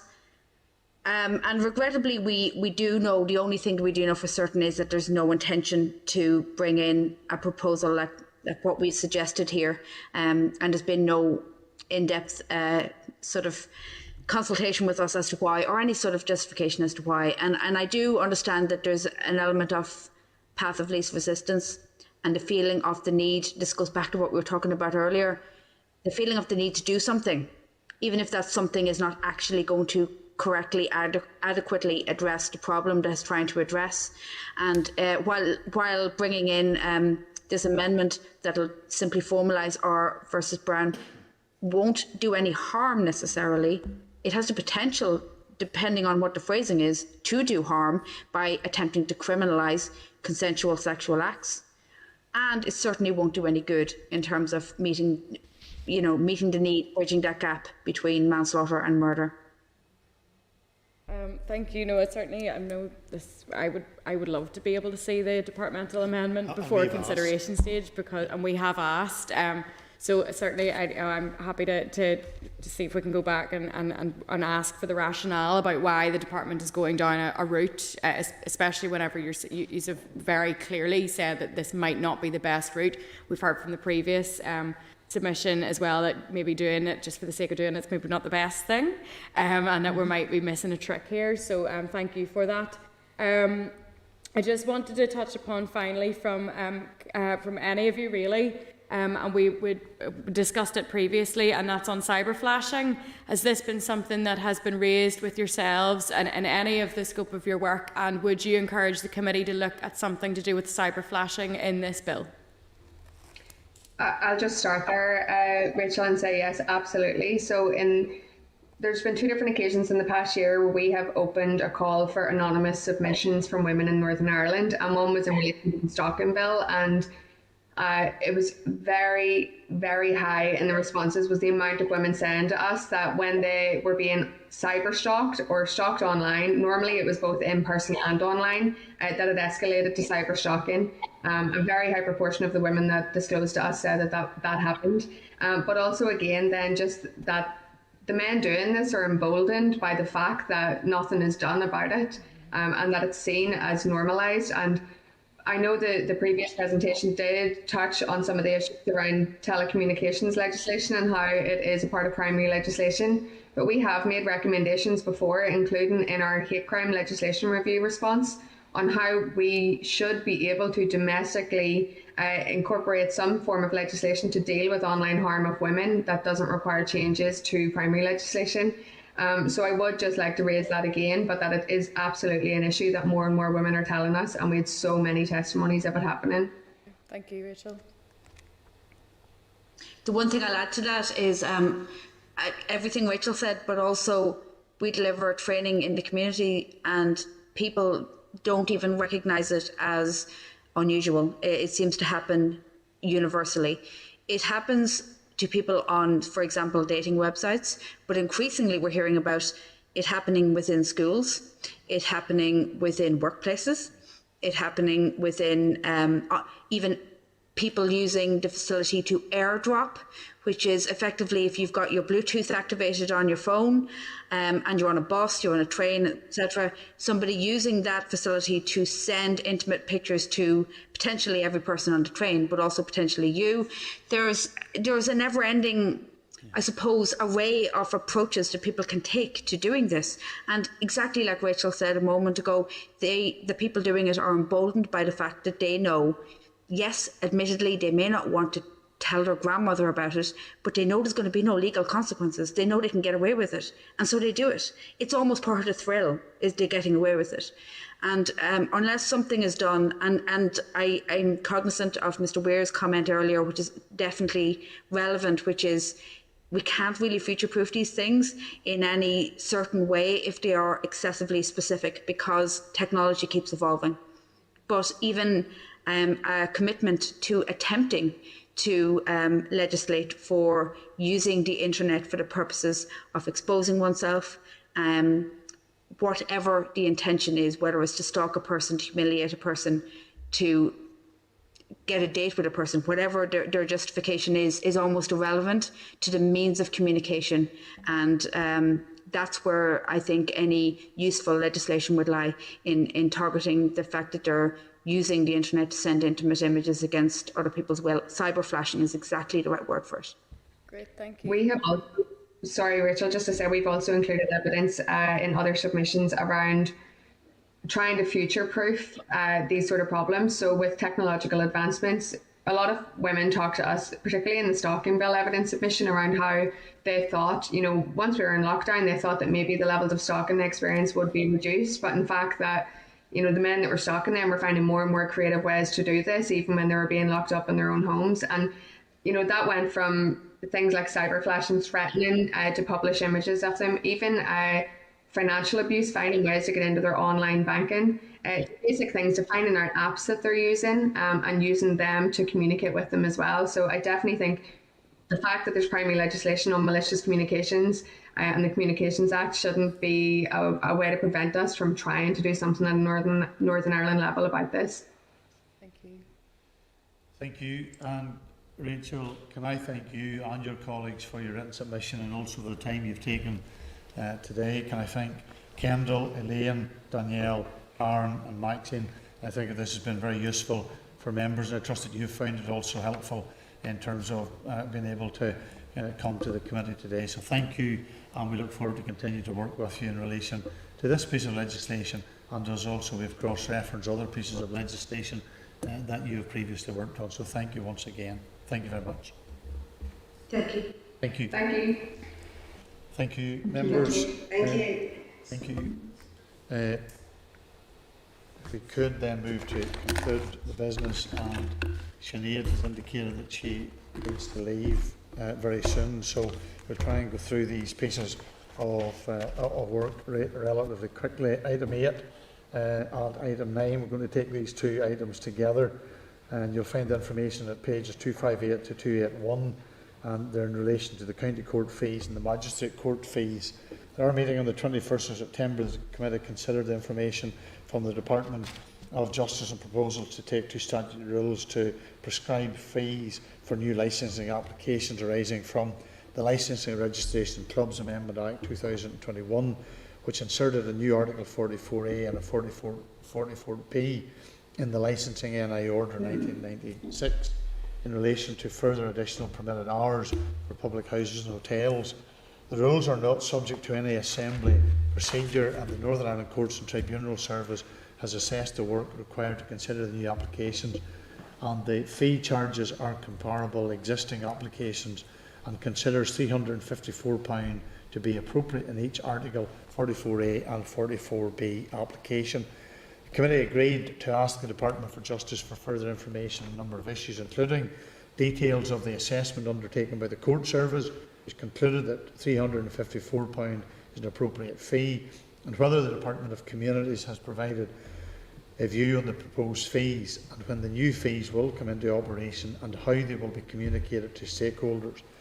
The committee has also written to the Department for Communities to ascertain what considerations was given to the fees and whether stakeholders in the industrial bodies were consulted or submitted comments on the fees during the development or the passage of the bill.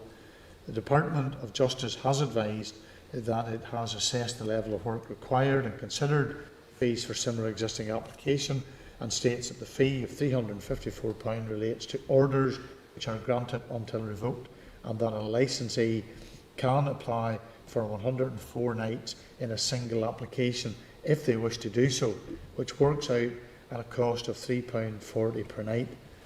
The new fees will come into operation as soon as possible, and the Court Service will write to the stakeholders to provide as much notice as possible The Department has also advised that the Court Service will not undertake a consultation as the changes are as a result of the Department of Communities policy and are considered to be minor in the overall court fee structure.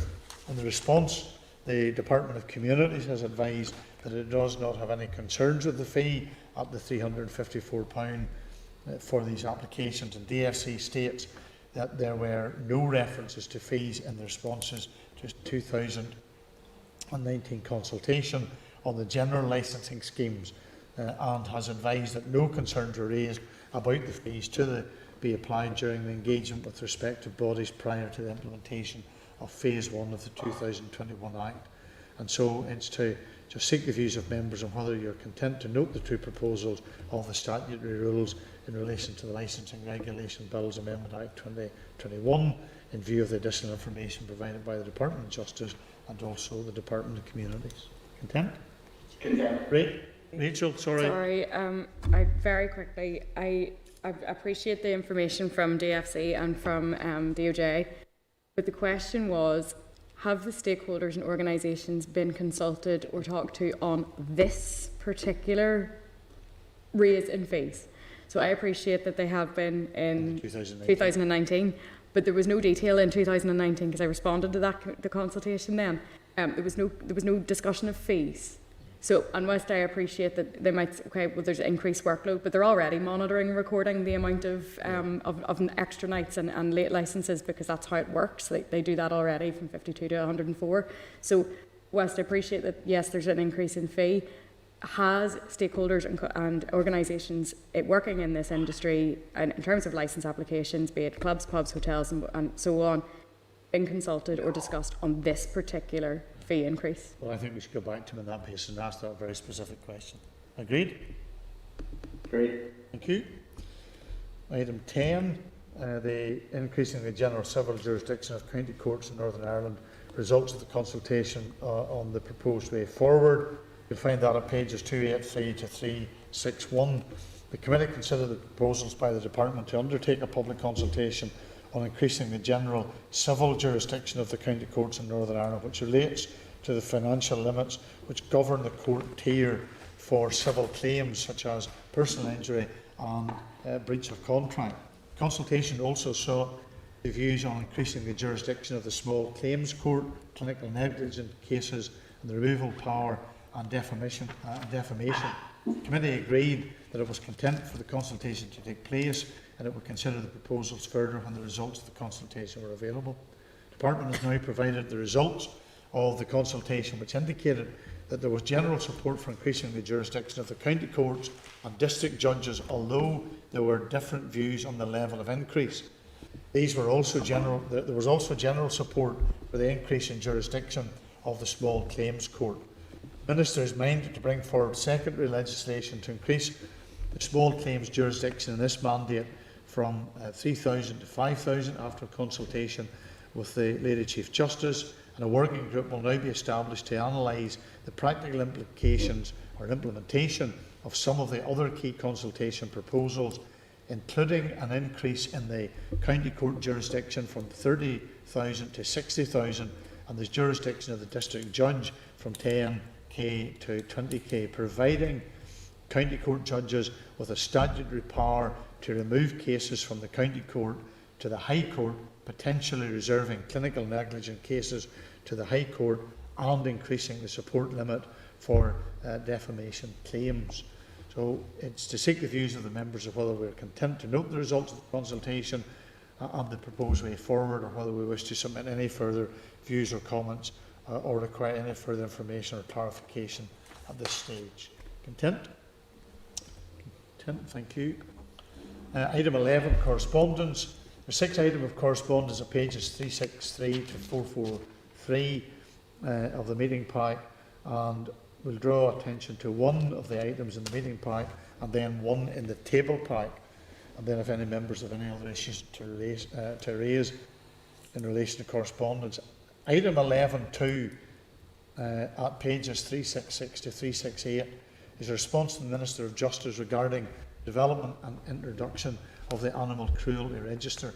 The Minister has indicated that any decision to develop and implement a register of those convicted of animal welfare offences is a policy matter for the Department of Agriculture and Rural Affairs, and she has met with the Minister Puts to discuss his plans. Department of Justice officials have also engaged with DAERA officials and the key issues which they need to be considered, just to seek agreement for the members to request an update from the Department of Agriculture and Rural Affairs on the progress and the development of the Animal Cruelty Register. Agreed? Agreed. Item 11.8, pages 58 to 60 of the table pack, is correspondence from the Department of Justice on the Charities Bill and the time limits for applying to the Charities Tribunal. While most of the matters contained in the bill are for the Community Minister, there is an ancillary issue relating to the time limits for the appeals to the Charity Tribunal that falls within the remit of the Department of Justice. The Communities Committee is currently considering the Charities Bill and is interested in seeking to extend the time limits for all appeals to the Charities Tribunal. Department of Justice officials, where I understand they did attend the Communities Committee this morning, to provide members with the opportunity to discuss the issues in more detail. The officials wanted to emphasise to the Communities Committee this is a justice issue, and given the lack of consultation that has taken place in the legislation of the Department for Communities, would prefer that the matter is not dealt with by the charities in the Charities Bill, but rather more time is taken to explore the issue raised by stakeholders in greater depth before considering making any changes to existing arrangements, and is to note the correspondence unless we require any further information. Although what I would maybe suggest is this is something I might need to raise with the Chair of the Communities Committee, just to see, so because we can get ourselves, I think it's very clear where this lies, but I think it might be worthwhile me having a conversation with the Chair of the Committee, if you're agreed. Thank you. Any other issue in relation to correspondence? If not, are you content to note the actions for the items of correspondence as set out in the cover sheet? Agreed? There's no chairperson's business. Any other items of business? No, thank you.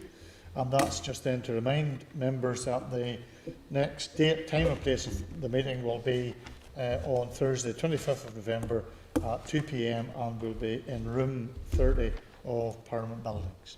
And I thank you for your time. Thank you for your help to get us through the business today. Once again, you've been all in good behaviour, so it's really kidding, Rachel.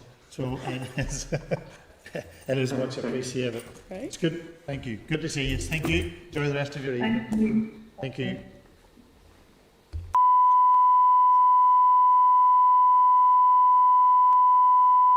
This is the Northern Ireland Assembly Senate Chamber programme sound. This is the Northern Ireland Assembly Senate Chamber programme sound.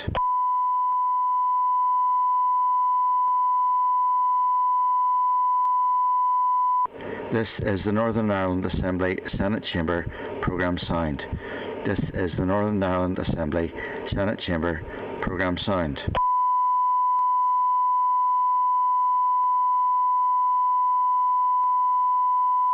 This is the Northern Ireland Assembly Senate Chamber programme sound. This is the Northern Ireland Assembly Senate Chamber programme sound.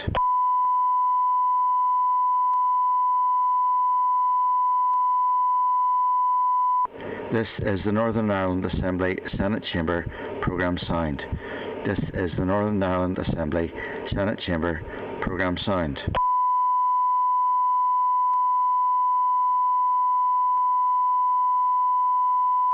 This is the Northern Ireland Assembly Senate Chamber programme sound. This is the Northern Ireland Assembly Senate Chamber programme sound.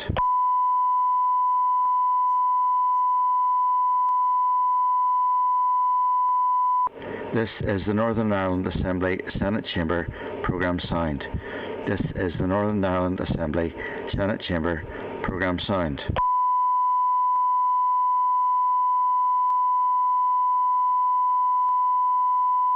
This is the Northern Ireland Assembly Senate Chamber programme sound.